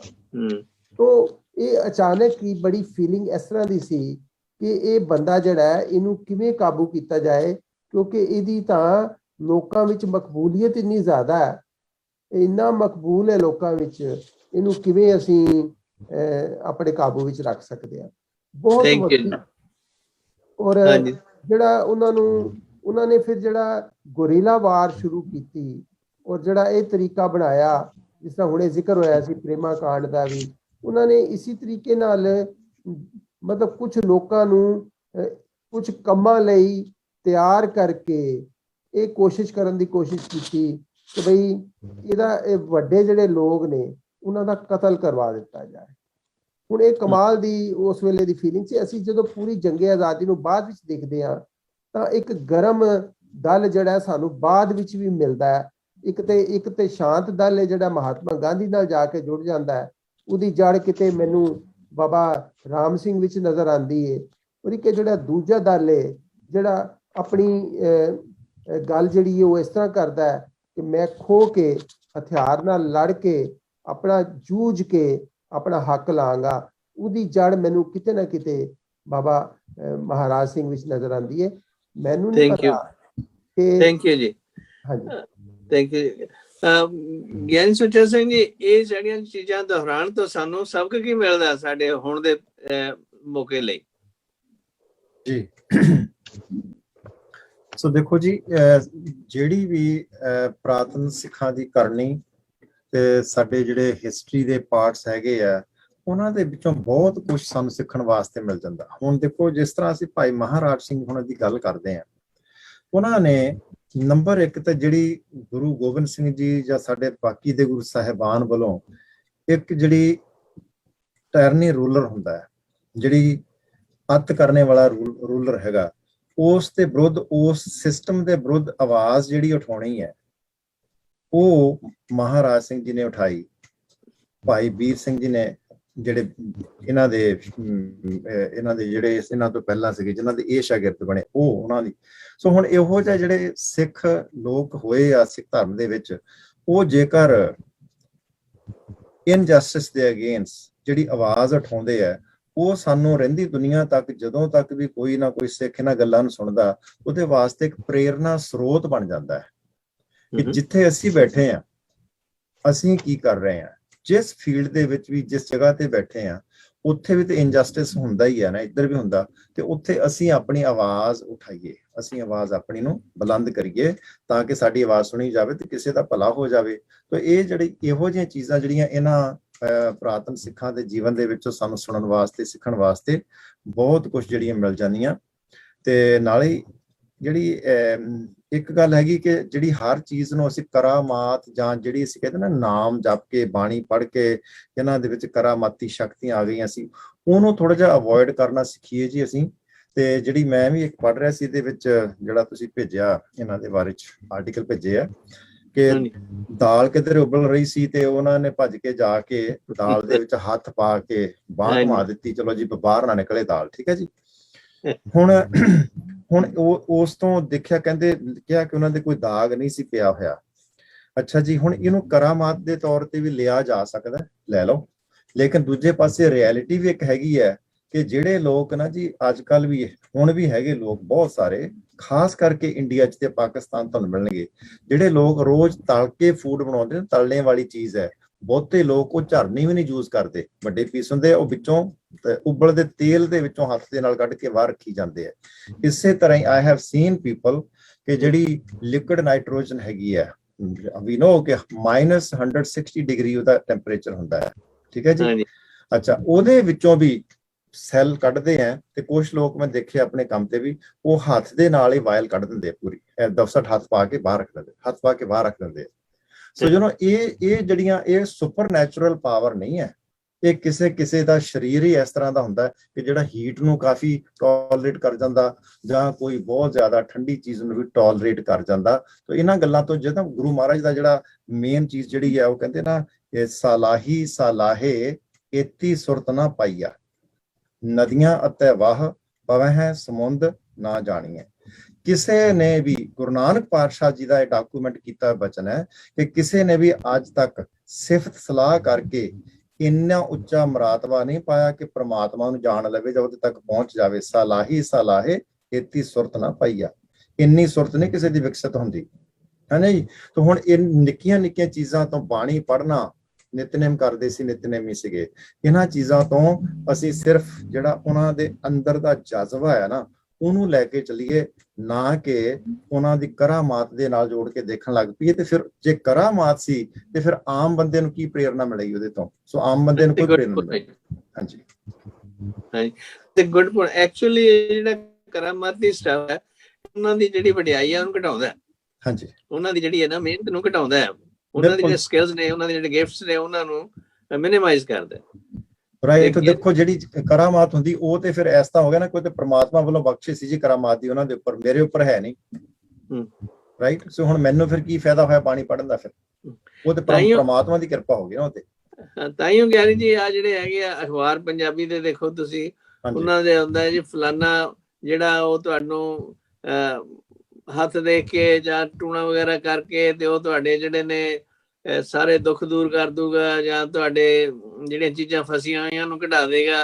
ਅਖਬਾਰ ਬੜੇ ਬੜੀਆਂ ਐਡਵਰਟਾਈਜ਼ਮੈਂਟ ਹੁੰਦੀਆਂ, ਪੂਰੇ ਦਾ ਪੂਰਾ ਪੇਜ ਭਰਿਆ ਹੁੰਦਾ ਇਹਨਾਂ। ਹਾਂਜੀ, ਮੈਂ ਨਾ ਜੀ ਤੁਹਾਨੂੰ ਦੱਸਦਾ ਜੀ, ਮੈਂ ਕੁਝ ਸਾਲ ਪਹਿਲਾਂ ਟੋਰਾਂਟੋ ਗਿਆ ਸੀ ਕਿਸੇ ਕੰਮ ਤੇ, ਉੱਥੇ ਗੁਰਦੁਆਰਾ ਸਾਹਿਬ ਗਿਆ, ਵੱਡੇ ਗੁਰਦੁਆਰੇ ਦੇ ਵਿੱਚ ਸਕਾਰਬਰੋ। ਅੱਛਾ ਜੀ, ਉੱਥੇ 14 ਅਖਬਾਰਾਂ ਪਈਆਂ ਸੀ ਪੰਜਾਬੀ ਦੀਆਂ, ਛੋਟੀਆਂ ਛੋਟੀਆਂ ਅਖਬਾਰਾਂ ਪੰਜਾਬੀ ਦੀਆਂ, 14 ਅਖਬਾਰਾਂ। ਮੈਂ 14 ਦੀ ਜਿਹੜੀ ਚੁੱਕ ਲਈਆਂ, ਠੀਕ ਹੈ ਜੀ। ਤੇ ਉਹ ਮੈਂ ਪੜ੍ਹਦਾ ਰਿਹਾ, ਤੇ ਉਹਨਾਂ ਹਰ ਇੱਕ ਅਖਬਾਰ ਜਿਹੜੀ ਪੰਜਾਬੀ ਦੇ ਵਿੱਚ ਹੈ ਜੀ, ਪੰਜਾਬੀ ਦੀ ਹਰ ਇੱਕ ਅਖਬਾਰ ਦੇ ਫਰੰਟ ਪੇਜ ਤੇ ਇਹੋ ਹੀ ਸਾਰੀ ਐਡ ਸੀ ਜੀ, ਸੰਤ ਜੀ ਮਹਾਰਾਜ, ਪੰਡਤ ਜੀ ਮਹਾਰਾਜ, ਸੈਯਦ ਮਹਾਰਾਜ, ਬੀਬੀਆਂ ਵੀ।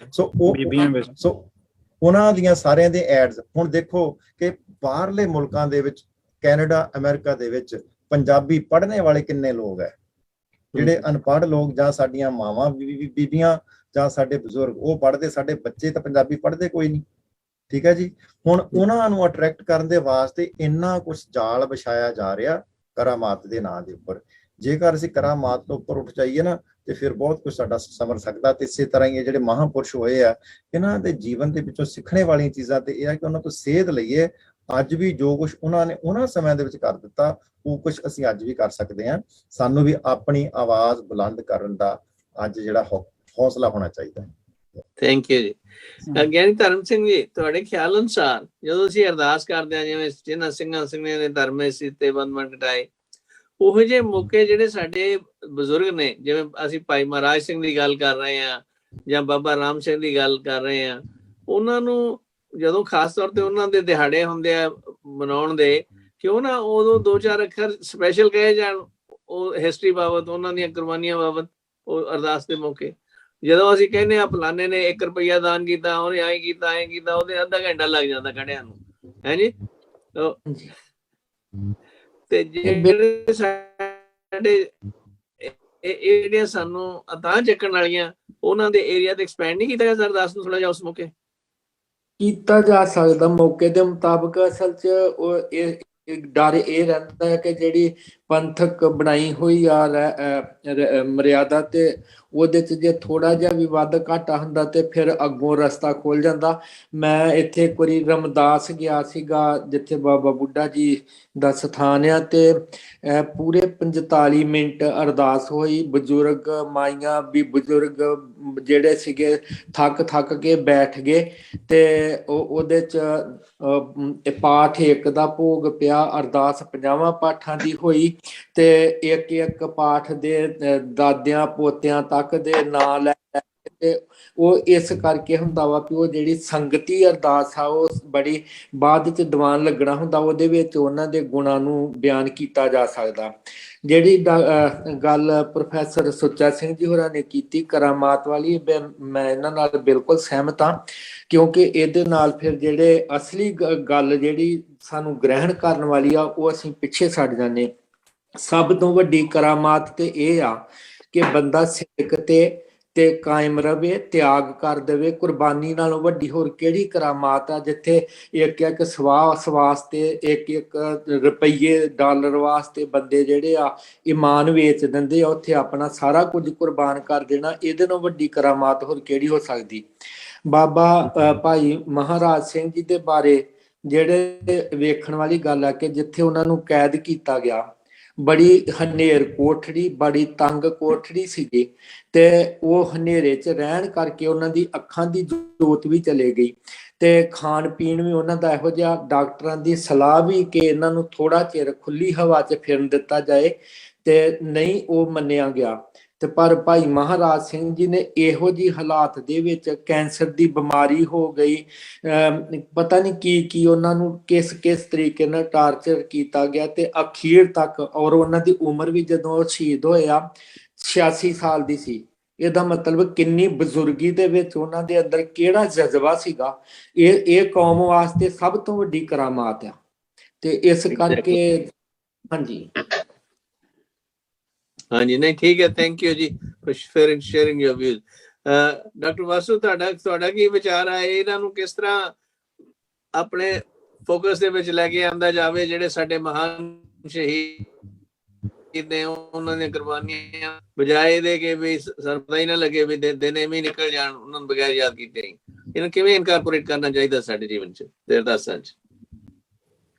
ਇਹਦੇ ਪ੍ਰਚਾਰਕਾਂ ਤੇ ਨਿਰਭਰ ਹੈ ਜੀ, ਕਿ ਸਿੱਖਾਂ ਦੇ ਸ਼ਹੀਦਾਂ ਦੇ ਦਿਨ ਤਾਂ ਮਨਾਏ ਜਾਂਦੇ ਨੇ, ਬਾਬਾ ਬੰਦਾ ਸਿੰਘ ਬਹਾਦਰ ਜਾਂ ਭਾਈ ਮਨੀ ਸਿੰਘ ਦੇ ਬੰਨ ਕੱਟਣ ਦਾ ਜ਼ਿਕਰ, ਸਾਰੇ ਸ਼ਹੀਦਾਂ ਦੇ ਦਿਨ ਮਨਾਏ ਜਾਂਦੇ ਨੇ। ਇਹ ਤਾਂ ਹੁਣ ਪ੍ਰਚਾਰਕਾਂ ਨੂੰ ਚਾਹੀਦਾ ਹੈ ਵੀ ਉਹ ਸ਼ਹੀਦਾਂ ਦੀ ਲੜੀ ਨੂੰ ਤੋੜ ਕੇ ਉਹ ਕਿਸੇ ਤਰੀਕੇ ਮਹਾਰਾਜ ਸਿੰਘ ਤੱਕ ਲਿਆਉਣ। ਮਤਲਬ ਇਹ ਪ੍ਰਚਾਰਕ ਤੇ ਨਿਰਭਰ ਹੈ ਵੀ ਉਹਦਾ ਗਿਆਨ ਕਿੰਨਾ ਕੁ ਹੈ, ਉਹ ਲਿਆਂਦਾ ਜਾ ਸਕਦਾ ਹੈ ਜੇ ਪ੍ਰਚਾਰਕ ਹਿੰਮਤੀ ਬਣਨ ਤੇ ਸਾਰੀ ਜਿਹੜੀ ਸ਼ਹੀਦਾਂ ਦੀ ਲੜੀ ਹੈ ਉਹਦਾ ਜਿਹੜਾ ਹੈ, ਉਹਦੇ ਲੜੀ ਦੇ ਨਾਲ ਭਾਈ ਮਹਾਰਾਜ ਸਿੰਘ ਤੱਕ ਜਿਹੜਾ ਸਿੱਖ ਰਾਜ ਦੇ ਜਾਣ ਦਾ ਜਾਂ ਸਿੱਖ ਰਾਜ ਨੂੰ ਬਚਾਉਣ ਦਾ ਆਖਰੀ ਜਿਹੜੀ ਕੋਸ਼ਿਸ਼ ਹੈ ਉਹ ਇਹਨਾਂ ਨੇ ਕੀਤੀ ਹੈ। ਤੇ ਇਹਨਾਂ ਦੇ ਜੀਵਨ ਜਿਹੜਾ ਹੈ, ਖਾਸ ਤੌਰ ਤੇ ਜ਼ਿਕਰ ਚੱਲ ਰਿਹਾ ਸੀ, ਇਹਨਾਂ ਦੇ ਉੱਤੇ ਟਾਰਚਰ ਕੀਤਾ। ਔਰ ਇਹ ਜਿਹੜਾ ਵਿਲੀਅਮ ਫੋਲਟ ਹੈ, ਇੱਕ ਇਹਦੇ 'ਚ ਕਲਕੱਤੇ ਦੇ ਵਿੱਚ ਵਿਲੀਅਮ ਫੋਲਟ ਵਿੱਚ ਇਹਨਾਂ ਨੂੰ ਰੱਖਿਆ ਗਿਆ ਤੇ ਬਹੁਤ ਟਾਰਚਰ ਕੀਤਾ ਗਿਆ, ਔਰ ਫਿਰ ਸਿੰਗਾਪੁਰ ਲਿਜਾ ਕੇ ਉੱਥੇ ਇਹਨਾਂ ਨੂੰ ਕੈਦ ਰੱਖਿਆ ਗਿਆ। ਤੇ ਇਸ ਤਰ੍ਹਾਂ ਕਰਕੇ ਇਹਨਾਂ ਦਾ ਜੀਵਨ ਜਿਹੜਾ ਹੈ, ਔਰ ਦਿਲ ਨਹੀਂ ਸੀ ਛੱਡਦੇ ਕਿਸੇ ਤਰੀਕੇ ਵੀ। ਇਹਨਾਂ ਨੇ ਇੱਕ ਵਾਰੀ ਪਤਾ ਲੱਗਾ ਸੀ ਕਿ ਦਲੀਪ ਸਿੰਘ ਨੂੰ ਇਹਨਾਂ ਅੰਗਰੇਜ਼ਾਂ ਨੇ ਪੰਜਾਬ ਤੋਂ ਬਾਹਰ ਕੱਢ ਦੇਣਾ, ਇਹਨਾਂ ਨੇ ਇੰਨਾ ਜ਼ੋਰ ਲਾਇਆ ਵੀ ਦਲੀਪ ਸਿੰਘ ਜਿਹੜਾ ਕਿਸੇ ਤਰੀਕੇ ਬਾਹਰ ਨਾ ਜਾਵੇ। ਪਰ ਜੇ ਉਹ ਅੰਗਰੇਜ਼ ਲੈ ਗਏ ਉਹਨਾਂ ਨੂੰ ਬਾਹਰ, ਪਰ ਫਿਰ ਵੀ ਇਹਨਾਂ ਦਿਲ ਨਹੀਂ ਛੱਡਿਆ, ਔਰ ਅਖੀਰ ਤੇ ਇਹ ਜਲੰਧਰ ਤੇ ਹੁਸ਼ਿਆਰਪੁਰ ਇਹ ਫੌਜੀ ਛਾਉਣੀਆਂ ਤੇ ਇਹਨਾਂ ਨੇ ਅਟੈਕ ਕਰਨ ਦੀ ਯੋਜਨਾ ਬਣਾਈ ਕਿ ਮੈਂ ਹਮਲਾ ਕਰਨਾ ਇਹਨਾਂ ਦੋ ਛਾਉਣੀਆਂ ਤੇ।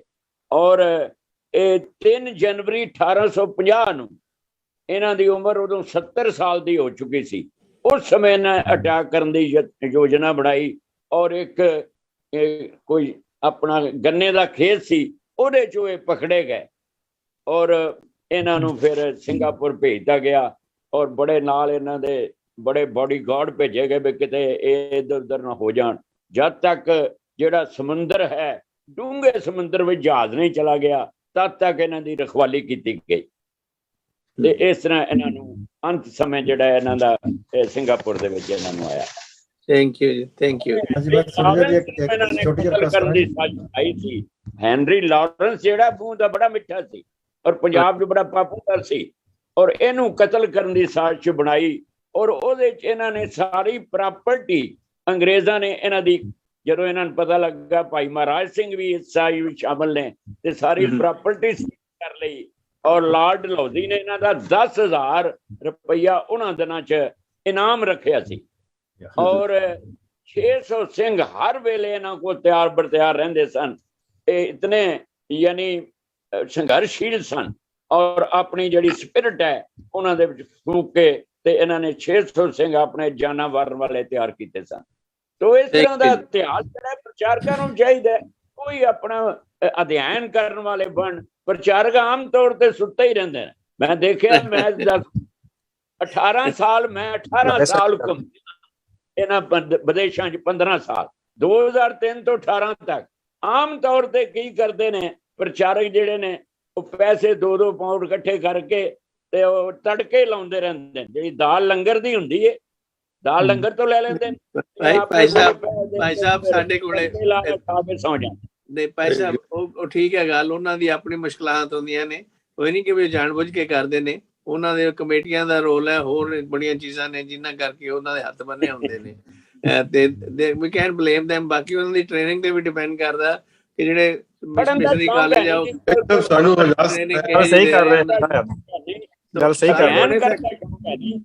ਜਿਹੜੇ ਅਧਿਐਨ ਕਰਦੇ ਦੇ ਵਿੱਚ ਇੰਨਾ ਸਮਾਂ ਪ੍ਰਚਾਰਕਾਂ ਕੋਲ ਬਹੁਤ ਵੱਡਾ ਸਮਾਂ, ਪਰ ਕਿਉਂਕਿ ਇੱਕ ਮਿੰਟ ਭਾਈ ਸਾਹਿਬ ਛੱਡੋ ਇਸ ਗੱਲ ਨੂੰ, ਇਹ ਦਿਸ ਇਜ਼ ਟੂ ਕੰਟਰੋਵਰਸ਼ੀਅਲ। ਆਪਣੇ ਮੈਂ ਛੋਟੀ ਜਿਹੀ ਸੈਕਿੰਡ ਬੇਨਤੀ ਕਰ ਲਾਂ ਜੀ, ਐਡ ਚੀਜ਼ ਕਰਨੀ ਮੈਂ ਐਕਸਕਿਊਜ਼ ਮੀ, ਮੈਂ ਮਾੜੀ ਜਿਹੀ ਬੇਨਤੀ ਕਰਨੀ। ਜਿਸ ਤਰ੍ਹਾਂ ਆਪ ਜੀ ਨੇ ਹੁਣੀ ਪਾਸਟਰ ਸਾਹਿਬ ਜੀ ਨੇ ਕਿਹਾ ਸੀਗਾ ਕਿ ਜਿਸ ਵੇਲੇ 1850 ਦੇ ਵਿੱਚ ਉਹਨਾਂ ਦੀ 70 ਸਾਲ ਦੀ ਉਮਰ ਸੀ ਜਿਸ ਵੇਲੇ ਅਰੈਸਟ ਹੁੰਦੇ, ਰਾਈਟ? ਹਾਂਜੀ। ਤੋਂ 1856 ਦੇ ਵਿੱਚ ਉਹ ਚੜ੍ਹਾਈ ਕਰਦੇ ਆ। ਹਾਂਜੀ, ਦੈਟ ਮੀਨਸ ਕਿ ਉਹਨਾਂ ਦੀ ਟੋਟਲ ਉਮਰ 76 ਸਾਲ ਸੀ। ਸੋ ਜਿਸ ਤਰ੍ਹਾਂ ਭਾਈ ਸਾਹਿਬ ਜੀ ਨੇ ਪਹਿਲਾਂ ਮਨਦੀਪ ਸਿੰਘ ਹੋਰਾਂ ਨੇ ਕਿਹਾ ਸੀਗਾ ਤੇ ਉਹਨਾਂ ਦੀ 85 ਸਾਲ ਦੀ ਉਮਰ ਸੀ। ਫਿਰ 86 ਸਾਲ ਕਿਸੇ ਨੇ ਕਿਹਾ, 86 ਕਿਸੇ ਨੇ ਕਿਹਾ ਸੀ। ਨਹੀਂ, ਫਿਰ ਉਹ ਨਹੀਂ ਹੋ ਨਹੀਂ ਸਕਦੀ। ਉਹਨਾਂ ਨੇ ਕਿਹਾ ਉਹ ਗਲਤ ਪ੍ਰਿੰਟ ਹੋਇਆ ਸੀ, ਜਿੱਥੋਂ ਮੈਂ ਪੜਿਆ ਉੱਥੋਂ ਪੜ੍ਹ ਕੇ ਮੈਂ ਦੱਸ ਦਿੱਤਾ 76 ਹੀ ਬਣਦੀ ਹੈ। 76 85 ਨਹੀਂ ਹੋਣੀ, ਬਸ ਮੈਂ ਇਹੀ ਪੁਆਇੰਟ ਰੇਜ਼ ਕਰਨਾ ਸੀ, ਦੈਟਸ ਆਲ। ਬਾਕੀ ਦੇਖੋ ਜੀ, ਜਿਹੜੇ ਜਿੱਥੋਂ ਤੱਕ ਪ੍ਰਚਾਰਕਾਂ ਦੀ ਗੱਲ ਹੈ ਨਾ, ਉਹ ਤਾਂ ਉਹਨਾਂ ਦੀ ਟ੍ਰੇਨਿੰਗ ਤੇ ਉਹਨਾਂ ਦੀਆਂ ਹਾਲਾਤ ਹਰ ਇੱਕ ਜਗ੍ਹਾ ਦੇ ਵੱਖੋ ਵੱਖਰੇ ਨੇ। ਉਹਨਾਂ ਨੂੰ ਅਸੀਂ ਬਲੇਮ ਨਹੀਂ ਕਰ ਸਕਦੇ ਇੰਟਾਇਰਲੀ। ਅੱਛਾ, ਤੁਸੀਂ ਡਾਕਟਰ ਬਲਵਿੰਦਰ ਸਿੰਘ, ਤੁਸੀਂ ਕੋਈ ਚੀਜ਼ ਐਡ ਕਰਨੀ ਹੋਵੇ? ਹਾਂਜੀ ਸਰ, ਸਭ ਤੋਂ ਪਹਿਲਾਂ ਤੇ ਮੈਂ ਡਿਸਕਸ ਕਰਨਾ ਚਾਹਾਂਗਾ ਕਰਾਮਾਤ। ਗੁਰਬਾਣੀ ਜੀ ਕਈ ਥਾਂ ਤੇ ਆਂਦਾ ਸ਼ਬਦ, ਸਾ ਸਿੱਧ ਸਾ ਕਰਾਮਾਤ ਹੈ ਅਚਿੰਤ ਕਰੇ ਜਿਸਤਾ। ਠੀਕ ਹੈ ਜੀ। ਏਦਾਂ ਬਾਬਾ ਨਾਨਕ ਜੀ ਬਾਰੇ ਵੀ ਆਂਦਾ ਹੈ ਕਿ ਬਗਦਾਦ ਦੇ ਵਿੱਚ ਵੱਡੀ ਕਰਾਮਾਤ ਪੀਰ ਕਹਿੰਦਾ। ਸੋ ਮੈਂ ਜੋ ਸਾਇੰਟੀਫਿਕਲੀ ਕਰਾਮਾਤ ਪੜ੍ਹਿਆ ਹੈ, ਪ੍ਰੋਫੈਸਰ ਸੁੱਚਾ ਸਿੰਘ ਜੀ ਨੇ ਬਿਲਕੁਲ ਸਹੀ ਦੱਸਿਆ ਕਿ ਜਦੋਂ ਇੱਕ ਕੁੱਕ ਜਿਹੜਾ ਹੈ ਲਗਾਤਾਰ ਕੁਕਿੰਗ ਕਰਦਾ ਹੈ ਨਾ, ਤੇ ਉਹਦੇ ਹੱਥਾਂ ਦੀਆਂ ਜਿਹੜੀਆਂ ਚੀਜ਼ਾਂ ਐਕਸਪੋਜ਼ ਹੁੰਦੀਆਂ ਨਾ ਹੀਟ ਨੂੰ, ਉਹਦੇ ਨਰਵ ਐਂਡਿੰਗਸ ਡੈਡ ਹੋ ਜਾਂਦੇ। ਜਦੋਂ ਨਰਵ ਐਂਡਿੰਗ ਡੈਡ ਹੋ ਜਾਂਦੀਆਂ, ਸਕਿਨ ਬੜੀ ਹਾਰਡ ਹੋ ਜਾਂਦੀ ਹੈ। ਜਿੱਦਾਂ ਸਾਡੇ ਪੈਰਾਂ ਦੇ ਥੱਲੜੇ ਤਲੀਆਂ ਦੀ ਸਕਿਨ ਬੜੀ ਹਾਰਡ ਹੁੰਦੀ ਹੈ, ਇਸੇ ਤਰ੍ਹਾਂ ਉਹਦਾ ਹੱਥ ਇੰਨੇ ਹਾਰਡ ਹੋ ਜਾਂਦੇ ਕਿ ਉਹਨੂੰ ਅੱਗ ਦਾ ਅਸਰ ਨਹੀਂ ਪੈਂਦਾ। ਲੇਕਿਨ ਜਿਹੜੀ ਕਰਾਮਾਤ ਬਾਰੇ ਮੈਂ ਗੱਲ ਕਰਨੀ ਚਾਹਾਂਗਾ ਨਾ, ਸਾਇੰਟੀਫਿਕਲੀ ਕਰਾਮਾਤ ਕਿਸ ਚੀਜ਼ ਨੂੰ ਕਹਿੰਦੇ ਆ? ਜਿਸ ਚੀਜ਼ ਦੇ ਮੈਨੂੰ ਲੌਜਿਕ ਦਾ ਨਹੀਂ ਪਤਾ, ਮੇਰੇ ਲਈ ਕਰਾਮਾਤ। ਠੀਕ। ਅੱਛਾ, ਤੁਸੀਂ ਮੈਨੂੰ ਇਸ ਬਾਬਤ ਜਰਾ ਦੱਸੋ ਕਿ ਬਈ ਆਪਾਂ ਨੂੰ ਇਹਨਾਂ ਦੀਆਂ ਜਿਹੜੀਆਂ ਯਾਦਾਂ ਨੇ, ਹਾਂਜੀ, ਇਹਨਾਂ ਨੂੰ ਕਿਵੇਂ ਫੋਰਫਰੰਟ 'ਚ ਲੈ ਕੇ ਆਂਦਾ ਜਾਵੇ, ਜਿਹੜੇ ਸਾਡੇ ਜਿਹੜੀਆਂ ਕੁਰਬਾਨੀਆਂ ਦਿੱਤੀਆਂ ਨੇ, ਤਾਂ ਕਿ ਸਾਡੇ ਸੁਸਾਇਟੀ ਦੇ ਵਿੱਚੋਂ, ਸਾਡੇ ਜੀਵਨਾਂ ਦੇ ਵਿੱਚੋਂ ਉਹਨਾਂ ਦੀ ਜਿਹੜੀ ਹੈਗੀ ਹੈ ਮਾਣ ਇੱਜ਼ਤ ਜਿਹੜਾ ਉਹ ਵਿਸਰੀ ਨਾ ਜਾਵੇ, ਜਿਵੇਂ ਕਿ ਇਸ ਵੇਲੇ ਹੋ ਰਿਹਾ। ਹਾਂਜੀ ਸਰ, ਦੇਖੋ ਵਿਚਾਰ ਦੱਸੋ। ਦੋ ਪਹਿਲੂ ਹੈ। ਤੁਸੀਂ ਅਰਦਾਸ ਬਾਰੇ ਗੱਲ ਕਰ ਰਹੇ ਸੀ ਤੇ ਮੇਰੇ ਮਨ 'ਚ ਵਿਚਾਰ ਆ ਰਿਹਾ ਸੀ ਕਿ ਜਦੋਂ ਅਸੀਂ ਕਹਿੰਦੇ ਕਿ ਜਿੰਨਾ ਸਿੰਘਾਂ ਸਿੰਘਦੀਆਂ ਨੇ ਧਰਮ ਕੇ ਸੀਸ ਦਿੱਤੇ, ਉਹ 'ਚ ਸਾਰੇ ਸਿੰਘ ਆ ਜਾਂਦੇ। ਹੁਣ ਹਿਸਟਰੀ ਬਹੁਤ ਵਾਸਟ ਹੁੰਦੀ ਹੈ, ਸਾਰੀ ਹਿਸਟਰੀ ਅਰਦਾਸ ਨਹੀਂ ਕਹੀ ਜਾ ਸਕਦੀ। ਕਿਸੇ ਵੀ ਮੈਂ ਸ਼ਹੀਦ ਸਿੰਘ ਨੂੰ ਲੱਲਾਂਗਾ ਤੇ ਮੈਸੇਜ ਸੇਮ ਮਿਲਣਾ।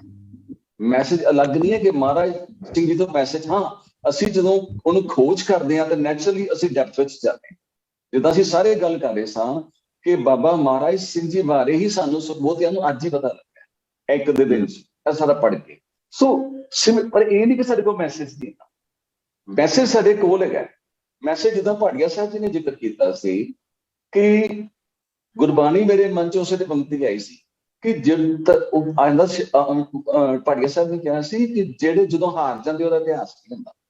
ਤੇ ਮੇਰੇ ਮਨ 'ਚ 2 ਪੁਆਇੰਟ ਆਏ ਕਿ ਇੱਕ ਪੋਲੀਟੀਕਲ ਫਾਈਟ ਹੁੰਦੀ ਹੈ, ਇੱਕ ਰਿਲੀਜੀਅਸ ਫਾਈਟ ਹੁੰਦੀ ਹੈ।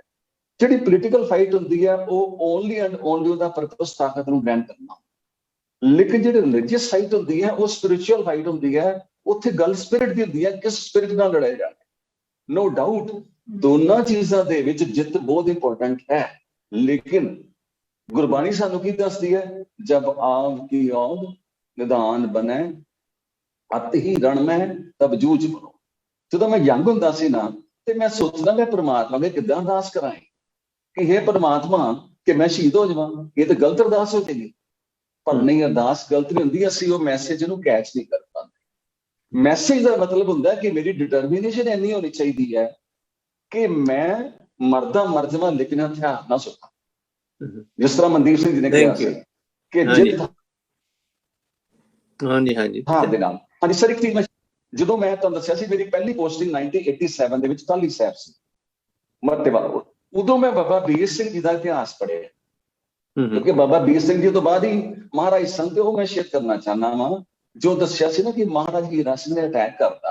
उस बुक दे विच जो मैं इतिहास पढ़िया ते उन्होंने दस्सिया सी कि बाबा बीर सिंह रंगाबाद जिहड़े सन ना उन्हां दा भी इन्ना मान सत्कार, इन्नी प्रतिष्ठा सी और इन्ने पावर सी कि हर राजा उन्हां दा सत्कार भी करदा सी ते उन्हां तों डरदा सी। यस, अंग्रेज की करते सन कि अंग्रेजां ने बाबा बीर सिंह जी नूं भी सैटबैक देने वास्ते वक्रियां ਜਿਹੜੀਆਂ ਉਹਨਾਂ ਦੀਆਂ ਸਨ, ਕੋਈ ਮਰਾਠਿਆਂ ਦੀ ਰੈਜੀਮੈਂਟ ਕੋਈ ਸਾਰਿਆਂ ਨੂੰ ਕਨਵਿੰਸ ਕੀਤਾ, ਕਿਉਂਕਿ ਅੰਗਰੇਜ਼ ਕੀ ਕਰਦੇ ਸਨ ਕਿਸੇ ਨਾ ਕਿਸੇ ਨੂੰ ਨਾ ਭੜਕਾ ਕੇ ਉਹਦੇ ਮਗਰ ਲਾ ਦਿੰਦੇ ਸਨ। ਤੇ ਸਾਰੀਆਂ ਜਿੰਨੀਆਂ ਬਾਕੀ ਫੋਰਸਿਸ ਸਨ ਨਾ ਸਾਰਿਆਂ ਨੇ ਨਾ ਕਰਤਾ ਕਿ ਅਸੀਂ ਬਾਬਾ ਵੀਰ ਸਿੰਘ ਜੀ ਨਰੰਗਾਬਾਦ ਤੇ ਅਟੈਕ ਨਹੀਂ ਕਰਦੇ, ਸਾਡੇ 'ਚ ਹਿੰਮਤ ਵੀ ਨਹੀਂ ਹੈਗੀ, ਸਾਡਾ ਇਰਾਦਾ ਵੀ ਨਹੀਂ ਹੈਗਾ। ਤੇ ਏਦਾਂ ਅਖੀਰ ਤੇ ਉਸ ਬੁੱਕ 'ਚ ਲਿਖਿਆ ਸੀ ਕਿ ਅਖੀਰ ਤੇ ਜਿਹੜੇ ਹੀਰਾ ਸਿੰਘ ਸਨ ਹਮਾਰਾ ਹੀਰਾ ਸਿੰਘ, ਜਿੱਦਾਂ ਡਾਕਟਰ ਵਾਸੂ ਜੀ ਨੇ ਦੱਸਿਆ ਕਿ ਉਹਨਾਂ ਦੇ ਅੰਦਰ ਵੀ ਬਹੁਤ ਹੀ ਖਾਲਸਾ ਆ ਗਈ ਸੀ। ਇਹ ਮੰਨ ਗਏ ਕਿ ਮੈਂ ਹੁਣ ਮਤਲਬ ਅਟੈਕ ਕਰਨਾ। ਤੇ ਉਹ ਬੁੱਕ 'ਚ ਲਿਖਿਆ ਸੀ ਕਿ ਜਦੋਂ ਬਾਬਾ ਵੀਰ ਸਿੰਘ ਜੀ ਨੂੰ ਪਤਾ ਲੱਗਾ ਕਿ ਸਿੱਖ ਫੌਜਾਂ ਹੀ ਚੜ੍ਹਨ ਆ ਰਹੀਆਂ, ਤੇ ਬਾਬਾ ਵੀਰ ਸਿੰਘ ਜੀ ਨੇ ਕਿਹਾ ਕਿ ਹੁਣ ਮੈਂ ਆਪਣੀਆਂ ਸਾਰੀਆਂ ਫੋਰਸਿਸ ਨੂੰ ਹੁਕਮ ਦੇਣਾ ਕਿ ਜਿਨ੍ਹਾਂ ਨੇ ਸੱਚਖੰਡ ਸਿੱਧਾ ਜਾਣਾ, ਜੋ ਬੁੱਕ 'ਚ ਲਿਖਿਆ ਸੀ, ਤੇ ਉਹਨਾਂ ਨੂੰ ਇੱਕੋ ਹੁਕਮ ਹੈ ਵੀ ਸਿੱਖ ਦੇ ਬਾਹਰ ਨਹੀਂ ਕਰਨਾ। ਅੱਗੇ ਸਿੱਖ ਆਰਮੀ ਆ ਰਹੀ ਹੈ, ਤੁਸੀਂ ਕੇਵਲ ਤੇ ਕੇਵਲ ਬੈਠਣਾ, ਕਿਉਂਕਿ ਬਾਬਾ ਵੀਰ ਸਿੰਘ ਜੀ ਕੋਲ ਘੋੜਸਵਾਰ ਵੀ ਸਨ, ਤੋਪਾਂ ਵੀ ਸਨ ਉਸ ਵੇਲੇ, ਪਰ ਉਹਨਾਂ ਕਿਹਾ ਸਿੱਖ ਦੇ ਬਾਹਰ ਨਹੀਂ ਕਰਨਾ। ਹੁਣ ਕੁਐਸਚਨ ਆਈ ਜਾਏਗਾ ਕਿ ਯੋਧਾ ਹੋਵੇ ਤੇ ਵਾਰ ਨਾ ਕਰੇ। ਜਦੋਂ ਦੂਸਰਾ ਅਟੈਕ ਕਰਨ ਆ ਗਿਆ, ਉੱਥੇ ਮੇਰੇ ਮਨ 'ਚ ਜੋ ਜਵਾਬ ਆਇਆ ਉਹ ਇਹੀ ਜਵਾਬ ਹੈ ਕਿ ਦੋਨੋਂ ਪਾਸੇ ਜਦੋਂ ਸਿੱਖਾਂ ਨੇ ਕਰਨਾ ਹੈ, ਜੇ ਬਾਬਾ ਵੀਰ ਸਿੰਘ ਜੀ ਲੜਦੇ ਤੇ ਲਾਸ ਡਬਲ ਹੋਣਾ ਸੀ। कम से कम एक पासे दी आर्मी ने सैक्रीफाइस दे दी, दूजे पासे दी आर्मी बच गई फर्दर सोचने वास्ते ते एक्ट कर। सो थैंक यू, वालों पढ़िया। हाँ जी, thank you. Doctor Narendra Singh ji, ਤੁਸੀਂ ਟੀਚਿੰਗ ਪ੍ਰੋਫੈਸ਼ਨ ਦੇ ਵਿੱਚ ਹੈਗੇ ਆ, ਇਹਨਾਂ ਦੇ ਵਿੱਚ ਕਿਸ ਤਰ੍ਹਾਂ ਕਰਨਾ ਚਾਹੀਦਾ ਸਾਨੂੰ ਕਿ ਜਿਹੜੇ ਸਾਡੇ ਹੀਰੋਜ਼ ਨੇ ਉਹਨਾਂ ਬਾਬਤ ਅਸੀਂ ਸਾਡੇ ਜਿਹੜੇ ਯੰਗ ਲੋਕ ਨੇ ਉਹਨਾਂ ਦੇ ਵਿੱਚ ਉਹਨਾਂ ਦੀ ਵਾਕਫੀਅਤ ਕਿਵੇਂ ਨਾ ਕਿਵੇਂ ਪੈਦਾ ਕੀਤੀ ਜਾਵੇ, ਕਿਸ ਤਰੀਕੇ ਦੇ ਵਾਕਫੀਅਤ ਕਰਨ ਦਾ ਤੇ ਇਹੀ ਤਰੀਕਾ ਹੈ ਕਿ ਜਾਂ ਤੇ ਉਹਨਾਂ ਬਾਰੇ ਕੁਝ ਆਰਟੀਕਲ ਲਿਖੇ ਜਾਣ ਜਾਂ ਇਸ ਤਰੀਕੇ ਦੀਆਂ ਮੀਟਿੰਗਾਂ ਕੀਤੀਆਂ ਜਾਣ। ਰਹੀ ਗੱਲ ਆਪਣੀ ਕੌਮ ਦੇ ਨਾਇਕਾਂ ਦੀ, ਉਹਨਾਂ ਦੀ ਗਿਣਤੀ ਇਤਨੀ ਵੱਡੀ ਹੈ ਕਿਰਪਾਲ ਸਿੰਘ ਜੀ ਕਿ ਮੈਨੂੰ ਲੱਗਦਾ ਹੈ ਕਿ ਤੁਸੀਂ ਸਾਰਿਆਂ ਨੂੰ ਇੱਕ ਇੱਕ ਕਰਕੇ ਜੇ ਤੁਸੀਂ ਚਾਹੋਗੇ ਕਿ ਤੁਸੀਂ ਉਹਨਾਂ ਦਾ ਜ਼ਿਕਰ ਕਰੋ ਜਾਂ ਉਹਨਾਂ ਦਾ ਦਿਹਾੜਾ ਮਨਾਓ, ਇਹ ਬੜਾ ਔਖਾ ਕੰਮ ਹੈ। ਅਸੀਂ ਬਹੁਤ ਸਾਰਿਆਂ ਨੂੰ ਤਾਂ ਜਾਣਦੇ ਵੀ ਨਹੀਂ। ਇਹ ਦੇਖੋ ਕਿੰਨੇ ਪ੍ਰੋਮੀਨੈਂਟ ਕਿਸਮ ਦੇ ਸ਼ਹੀਦ ਨੇ, ਔਰ ਸਾਡੇ ਵਿੱਚੋਂ ਸਾਰਿਆਂ ਨੇ ਇਹ ਗੱਲ ਮੰਨੀ ਕਿ ਅਸੀਂ ਇਹਨਾਂ ਬਾਰੇ ਬਹੁਤ ਕੁਝ ਨਹੀਂ ਜਾਣਦੇ ਸੀ। ਤੁਸੀਂ ਦੇਖੋ ਕਿ ਜੇ ਉਹ ਅਸੀਂ ਬੜੀ ਵੱਡੀ ਗੱਲ ਕਰਨੇ ਆ ਕਿ ਗੁਰਦੁਆਰਿਆਂ ਦੀ ਜਦੋਂ ਅਸੀਂ ਆਜ਼ਾਦ ਕਰਵਾਏ, ਗੱਡੀ ਰੋਕੀ ਤਾਂ ਗੱਡੀ ਦੇ ਅੱਗੇ ਬੰਦੇ ਜਿਹੜੇ ਨੇ ਉਹ ਲਾਈਨਾਂ ਉੱਤੇ ਲੇਟ ਗਏ। ਕੋਈ ਮੈਨੂੰ ਦੱਸ ਸਕਦਾ ਹੈ ਕਿ ਉਹ 5-10-20 ਬੰਦੇ ਜਿਹੜੇ ਮਰ ਗਏ ਹੋਣੇ ਗੱਡੀ ਥੱਲੇ ਆ ਕੇ, ਉਹਨਾਂ ਦੇ ਨਾਂ ਕੀ ਸਨ, ਨਹੀਂ ਦੱਸ ਸਕਦੇ। ਸਾਡੀ ਕੌਮ ਸ਼ਹੀਦਾਂ ਦੀ ਹੀ ਕੌਮ ਹੈ ਸਰ, ਉਹਦੇ ਵਿੱਚ ਬੇਗਿਣਤ ਸ਼ਹੀਦ ਨੇ। ਅਸੀਂ ਅੱਜ ਇਹ ਦਿਹਾੜਾ ਜਾਂ ਡਿਸਕਸ਼ਨ ਤੋਂ ਬਾਅਦ ਅਸੀਂ ਇਮੋਸ਼ਨਲ ਹੋ ਗਏ ਹਾਂ, ਔਰ ਸਾਨੂੰ ਇਹ ਲੱਗਦਾ ਹੈ ਕਿ ਅਸੀਂ ਕਿਉਂ ਨਾ ਆਪਣੇ ਜਿਹੜੇ ਨਾਇਕ ਨੇ, ਸਾਡੇ ਹੀਰੋ ਨੇ, ਉਹਨਾਂ ਦਾ ਜ਼ਿਕਰ ਕਰੀਏ, ਜ਼ਰੂਰ ਕਰੀਏ। ਇਹ ਬੜੀ ਫਖਰ ਵਾਲੀ ਗੱਲ ਹੈ। ਪਰ ਇਹ ਸਭ ਤੋਂ ਵੱਡੀ ਫਖਰ ਵਾਲੀ ਗੱਲ ਹੈ ਕਿ ਸਾਡੀ ਕੌਮ ਤਾਂ ਹੈ ਹੀ ਸ਼ਹੀਦਾਂ ਦੀ, ਉਹਦੇ ਵਿੱਚ ਤਾਂ ਨਾਇਕ ਹੀ ਨਾਇਕ ਹੁੰਦੇ ਨੇ। ਸਾਨੂੰ ਗੁਰੂ ਜਿਹੜੇ ਨੇ ਉਹ ਨਿਡਰ ਬਣਾ ਗਏ, ਸਾਨੂੰ ਗੁਰੂ ਜਿਹੜੇ ਨੇ ਇੱਕ ਹਿਸਾਬ, ਇਹ ਵੱਖਰੀ ਗੱਲ, ਅਸੀਂ ਕਈ ਮੌਕਿਆਂ ਉੱਤੇ ਇਸ ਗੱਲ ਨੂੰ ਝੂਠ ਵੀ ਸਾਬਿਤ ਕੀਤਾ, ਪਰ ਅੱਜ ਵੀ ਦੇਖੋ ਸੱਚ ਹੈ ਕਿ ਆਰਮੀ ਵਿੱਚ ਹੋਣਾ ਅਸੀਂ ਆਪਣੇ ਆਪ ਨੂੰ ਬੜਾ ਚੰਗਾ ਸਮਝਦੇ ਹਾਂ, ਉਹਦੇ 'ਚ ਫਖਰ ਮਹਿਸੂਸ ਕਰਦੇ ਹਾਂ। ਔਰ ਸਾਡੀ ਬਹੁਤ ਵੱਡੀ ਗਿਣਤੀ, ਸਾਡੀਆਂ ਕਈ ਵਾਰਾਂ ਨੇ ਜਿਹੜੀਆਂ ਅਸੀਂ ਗਾਣੀਆਂ ਚਾਹੁੰਦੇ ਹਾਂ ਆਪਣੀਆਂ ਯੋਧਿਆਂ ਦੀਆਂ। ਇਹ ਅਸੀਂ ਇੰਡੀਵਿਜੂਅਲਸ ਨੂੰ ਅਸੀਂ ਕਿਵੇਂ ਕਰਾਂਗੇ, ਇਹ ਕੁਐਸਚਨ ਬੜਾ ਆਪਣੇ ਆਪ ਵਿੱਚ ਬੜਾ ਟ੍ਰਿਕੀ ਹੈ ਕਿ ਇਹ ਕਰ ਸਕਦੇ ਵੀ ਆ ਕਿ ਨਹੀਂ ਕਰ ਸਕਦੇ, ਕਿਉਂਕਿ ਉਹਨਾਂ ਦੀ ਗਿਣਤੀ ਬਹੁਤ ਵੱਡੀ ਹੈ ਔਰ ਇਹ ਫਖਰ ਵਾਲੀ ਹੈ। Thank you. ਇਹਦੇ ਬਾਬਤ ਤੁਹਾਡਾ ਕੀ ਵਿਚਾਰ ਹੈ ਡਾਕਟਰ ਬਸੂ? ਤੁਹਾਡਾ ਇਹਦੇ ਵਿੱਚ ਕੀ ਵਿਚਾਰ ਹੈ ਵੀ ਸਟੂਡੈਂਟਸ ਦੇ ਵਿੱਚ ਕਿਵੇਂ ਇਹ ਚੀਜ਼ਾਂ ਦੀ ਵਾਕਫੀਅਤ ਪੈਦਾ ਕੀਤੀ ਜਾਵੇ? ਪਹਿਲਾਂ ਤਾਂ ਪ੍ਰਚਾਰ ਦੀ ਗੱਲ ਕਰ ਰਹੇ ਸੀ ਨਾ ਤੁਸੀਂ, ਟੀਚਰਸ ਕਿਵੇਂ ਇਸ ਪਾਸੇ ਆਪਣਾ ਰੋਲ ਨਿਭਾ ਸਕਦੇ ਆ ਕਿ ਜਿਹੜੇ ਸਾਡੇ ਸ਼ਹੀਦ ਹੈ ਉਹਨਾਂ ਤੋਂ ਇਨਸਪੀਰੇਸ਼ਨ ਲਿਆ ਜਾ ਸਕੇ? ਦੇਖੋ ਜੀ, ਟੀਚਰ ਜਿਹੜਾ ਉਹਨੂੰ ਬਹੁਤ ਸੁਨਹਿਰੀ ਮੌਕਾ ਹੁੰਦਾ ਹੈ, ਕਿਉਂਕਿ ਉਹਨੇ ਰੋਜ਼ ਦੀ ਕਲਾਸਾਂ ਵੀ ਲੈਣੀਆਂ ਨੇ, ਸਟੂਡੈਂਟ ਨਾਲ ਉਹਦਾ ਰਿਲੇਸ਼ਨ ਪਰਸਨਲ ਬਣ ਜਾਂਦੇ ਨੇ, ਤੇ ਇੱਕ ਹਫ਼ਤੇ 'ਚ ਇੱਕ ਦਾ ਜਿਹੜਾ ਪੀਰੀਅਡ ਹੈ ਉਹ ਰੱਖਿਆ ਜਾਏ, ਔਰ ਇਸ ਪੀਰੀਅਡ ਦੇ ਅੰਦਰ ਜਿਹੜੇ ਸਿੱਖ ਸ਼ਹੀਦ ਨੇ ਜਾਂ ਆਪਣਾ ਪੰਜਾਬ ਦਾ ਵਿਰਸਾ ਹੈ ਜੋ ਵੀ ਹੈ ਉਹਦੇ ਬਾਰੇ ਟੀਚਰ ਜਿਹੜਾ ਹੈ ਉਹ ਹੀ ਸਪਿਰਿਟ ਅਰਾਊਜ਼ ਕਰ ਸਕਦਾ ਹੈ। ਯਾਨੀ ਇੱਕ ਜਿਵੇਂ ਇੱਕ ਦੀਪਕ ਇੱਕ ਦੀਵਾ ਜਗਦਾ ਹੋਇਆ ਦੂਜੇ ਦੀਵੇ ਨੂੰ ਰੋਸ਼ਨੀ ਦੇ ਸਕਦਾ ਹੈ, ਇਹ ਟੀਚਰ ਬਹੁਤ ਹੀ ਵਾਈਡ ਅਵੇਕ ਹੋਣਾ ਚਾਹੀਦਾ। ਟੀਚਰ ਸਿਰਫ B.Ed ਕਰਕੇ ਜਾਂ M.Ed ਕਰਕੇ ਨਹੀਂ ਹੁੰਦਾ। ਟੀਚਰ ਤੇ ਆਪਣੀ ਕਲਚਰ ਔਰ ਆਪਣਾ ਪੰਜਾਬ ਦਾ ਇਤਿਹਾਸ ਔਰ ਸਿੱਖ ਗੁਰੂਆਂ ਦਾ ਦੇਣ, ਜਿਸ ਨੂੰ ਇਸ ਵਿਰਸੇ ਦੀ ਜਾਣਕਾਰੀ ਨਹੀਂ, ਮੈਂ ਸਮਝਣਾ ਕੋਈ ਟੀਚਰ ਬਣਨ ਦੇ ਯੋਗ ਨਹੀਂ। ਟੀਚਰ ਜਿਹੜਾ ਹੈ ਉਸਨੇ ਇੱਕ ਜਿਹੜਾ ਟੀਚਰ ਹੈ ਸਟੂਡੈਂਟ ਦੇ ਵਿੱਚੋਂ ਇੱਕ ਨਵਾਂ ਮਨੁੱਖ ਪੈਦਾ ਕਰਨਾ ਹੁੰਦਾ, ਉਹਦੇ ਮਨੁੱਖ ਦੇ ਅੰਦਰ ਇੱਕ ਜਾਗਰਤੀ ਪੈਦਾ ਕਰਨੀ ਹੁੰਦੀ। ਜੇ ਟੀਚਰ ਖੁਦ ਹੀ ਜਾਗਰਤ ਨਹੀਂ ਤੇ ਉਹ ਕੀ ਕਰੇਗਾ? ਤੋ ਜਾਗਰਤੀ ਵਾਲੇ ਟੀਚਰ ਜਿਹੜੇ ਨੇ ਉਹਨਾਂ ਦੀ ਬੜੀ ਲੋੜ ਹੈ। ਥੈਂਕ ਯੂ ਜੀ, ਥੈਂਕ ਯੂ। ਇਧਰਲੇ ਪਾਸੇ ਇੱਕ ਟੈਕਨੀਕ ਵਰਤੀ ਜਾਂਦੀ ਹੈ, ਜਿਹੜੇ ਆਪਣੇ ਬੱਚੇ ਪੈਦਾ ਹੁੰਦੇ ਨੇ ਘਰਾਂ ਦੇ ਵਿੱਚ, ਉਹਨਾਂ ਦੇ ਜਿਹੜੇ ਨਾਂ ਨੇ ਉਹਨਾਂ ਨੂੰ ਲੋਕ ਕੀ ਕਰਦੇ ਨੇ ਕਿ ਵੀ ਉਹਨਾਂ ਦੀ ਯਾਦ ਦੇ ਵਿੱਚ ਰੱਖਦੇ ਨੇ ਜਿਹੜੇ ਆਪਣੇ ਵੱਡੇ ਵਡੇਰੇ ਹੁੰਦੇ ਨੇ, ਜਿਵੇਂ ਹੁੰਦਾ ਜਾਰਜ 1, ਜਾਰਜ 2, ਜਾਰਜ 3, ਜਾਰਜ 4, ਇਸ ਤਰ੍ਹਾਂ ਹੋ ਜਾਂਦੇ ਨੇ।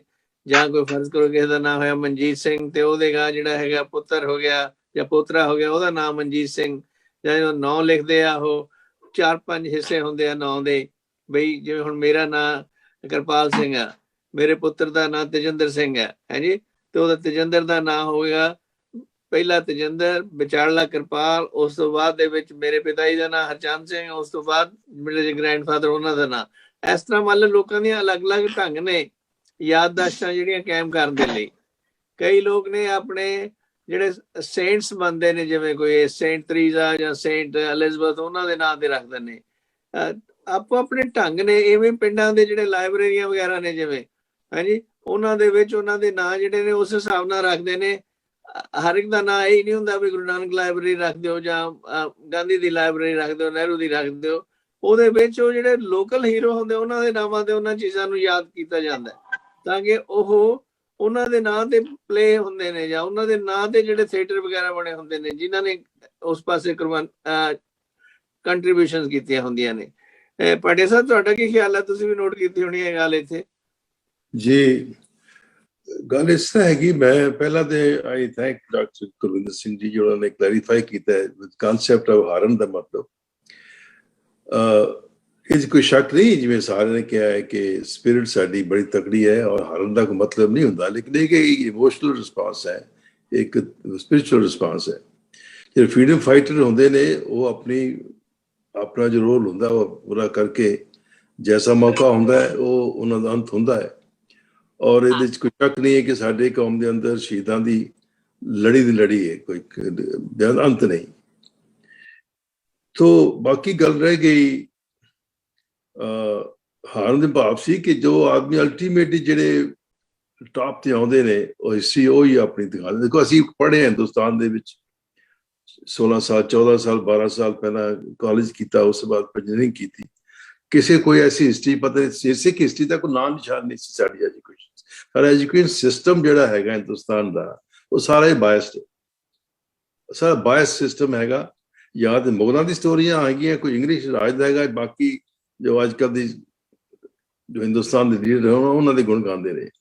ਸਮਝੇ ਨਾ ਜੀ। ਸਿੱਖਾਂ ਦੀ ਹਿਸਟਰੀ ਵਿੱਚ, ਸਾਰੀ ਹਿਸਟਰੀ ਵਿੱਚ ਸਿੱਖਾਂ ਦਾ ਇੰਨਾ ਕੁ ਹਿੱਸਾ, ਇੰਨਾ ਉਹਦੇ ਵਿੱਚ ਕਿੱਸਾ ਮਹਾਰਾਜ ਜੀ ਦਾ ਹੁਣ ਨਾਂ ਆਏਗਾ। ਇਹ ਤਾਂ ਸਾਨੂੰ ਸਿੱਖਾਂ ਦੀ ਕੰਪਲੀਟ ਕੰਪੋਜ਼ਿਟ ਹਿਸਟਰੀ ਜਿਹੜੀ ਹੈ ਉਹ ਕਿਸ ਤਰ੍ਹਾਂ ਬੱਚਿਆਂ ਤੱਕ ਪਹੁੰਚਾਈ ਜਾਵੇ, ਉਹ ਕਿਸ ਤਰ੍ਹਾਂ ਪੜ੍ਹਨਗੇ।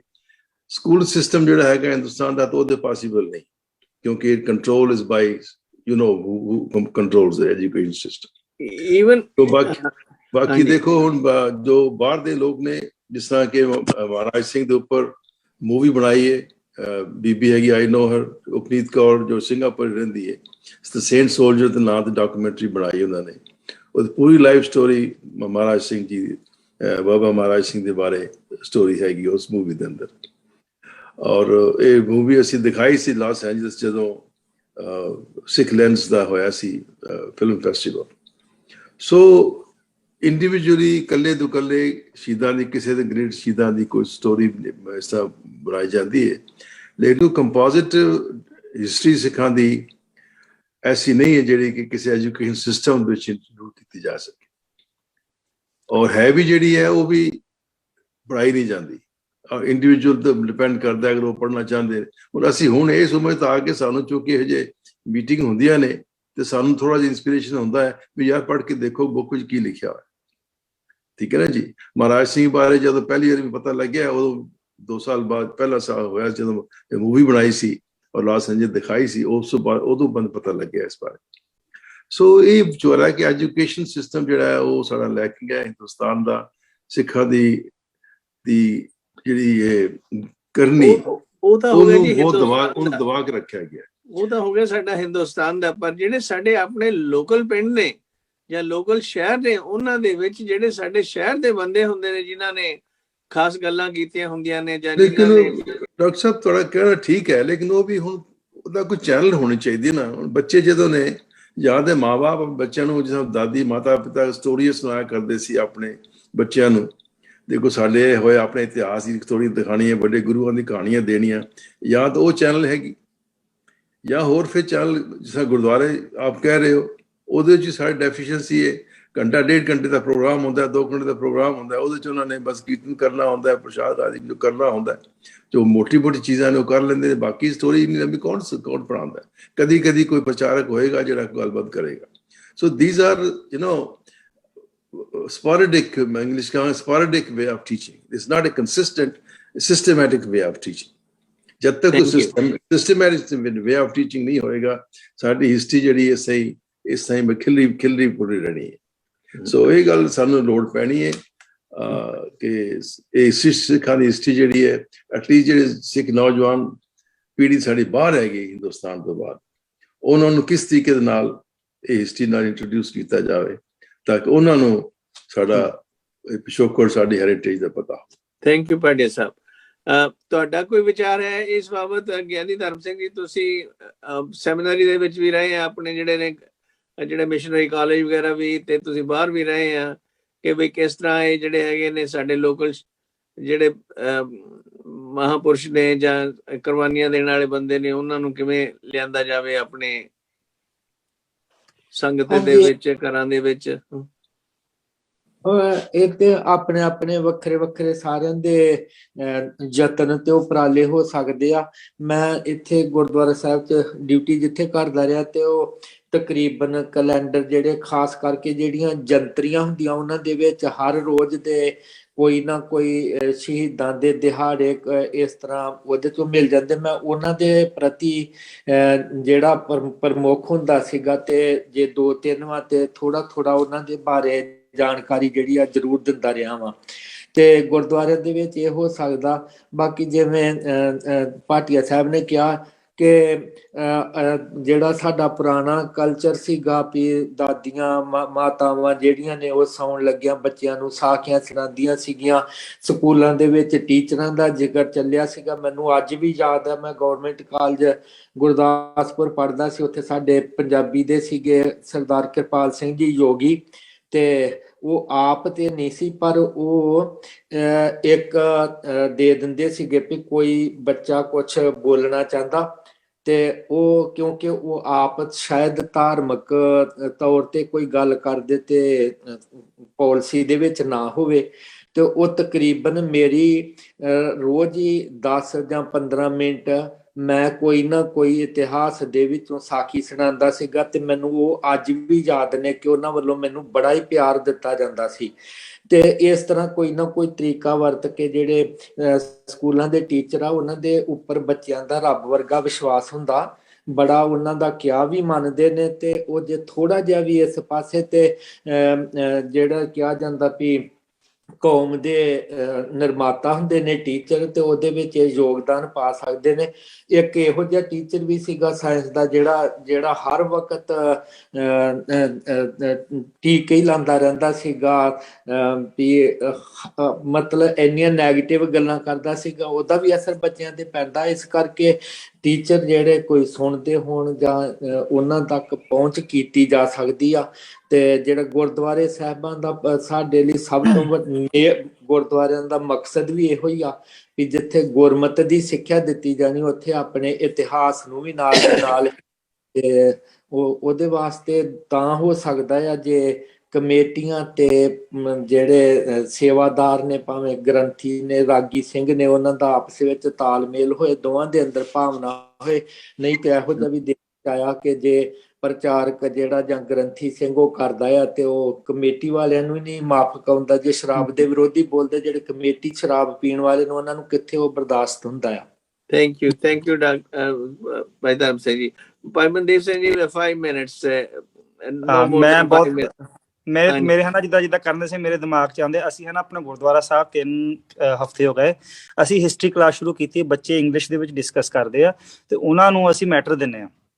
ਤੇ ਯਾਨੀ ਕਿ ਆਪੇ ਹੀ ਉਹਨਾਂ ਨੇ ਕੁਐਸਚਨ ਬਣਾਉਣੇ, ਆਪੇ ਹੀ ਉਹਨਾਂ ਨੇ ਆਨਸਰ ਕਰਨੇ, ਆਪੇ ਹੀ ਉਹਨਾਂ ਨੇ ਬੈਕ ਹਿਸਟਰੀ ਕਰਨੀ। ਉਹਨਾਂ ਨੂੰ ਖੁਦ ਗੂਗਲ ਤੋਂ ਜਾਣ ਜਿੱਥੋਂ ਮਰਜ਼ੀ ਉਹ ਸਰਚ ਕਰਨ, ਉਹਨਾਂ ਨੂੰ ਮੈਟਰ ਦੇ ਦਿੱਤਾ ਜਾਂਦਾ ਤੇ ਅਸੀਂ ਫਿਰ ਡਿਸਕਸ਼ਨ ਕਰਦੇ ਹਾਂ। ਫਿਰ ਜਦੋਂ ਪ੍ਰੋਗਰਾਮ ਦੇ ਲਾਸਟ ਹੁੰਦਾ, ਜਦੋਂ ਸੈਕਟਰੀ ਅਨਾਉਂਸਮੈਂਟਸ ਹੁੰਦੀਆਂ, ਜਦੋਂ ਉਸ ਤੋਂ ਬਾਅਦ ਵਿੱਚ ਫਿਰ ਜਿਹੜੀ ਸਾਰੀ ਡਿਸਕਸ਼ਨ ਹੋਈ ਹੈ ਉਹਦਾ ਕਨਕਲੂਜਨ ਜਿਹੜਾ ਇੱਕ ਬੱਚਾ ਜਿਹੜਾ ਇੰਗਲਿਸ਼ 'ਚ ਹੀ ਭਾਵੇਂ, ਕਿਉਂਕਿ ਇੰਗਲਿਸ਼ ਇੱਥੋਂ ਦੀ ਲੈਂਗੁਏਜ ਹੈਗੀ ਆ, ਤੇ ਇੱਥੇ ਫਿਰ ਉਹ ਜਿਹੜੀ ਚੀਜ਼ ਜਿਹੜੀ ਹੈਗੀ ਬੱਚਾ ਇੰਗਲਿਸ਼ ਦੇ ਵਿੱਚ ਪੇਸ਼ ਕਰਦਾ। ਤੇ ਹੁਣ ਉਹਦੇ ਵਿੱਚੋਂ ਸਾਨੂੰ ਵੀ ਜਿਹੜੀਆਂ ਅਸੀਂ ਪੂਰੇ ਜੀਵਨ 'ਚ ਗੱਲਾਂ ਨਹੀਂ ਪੜ੍ਹੀਆਂ, ਉਹ ਬੱਚੇ ਗੂਗਲ ਤੋਂ ਸਰਚ ਕਰਕੇ ਜਿੱਦਾਂ ਹੈਗਾ ਉਹ ਲੈ ਕੇ ਆਉਂਦੇ। ਤਾਂ ਬੜਾ ਇੰਟਰਸਟਿੰਗ ਜਿਹੜਾ ਸਾਡਾ ਇੱਥੇ ਮਾਹੌਲ ਬਣਿਆ ਪਿਆ।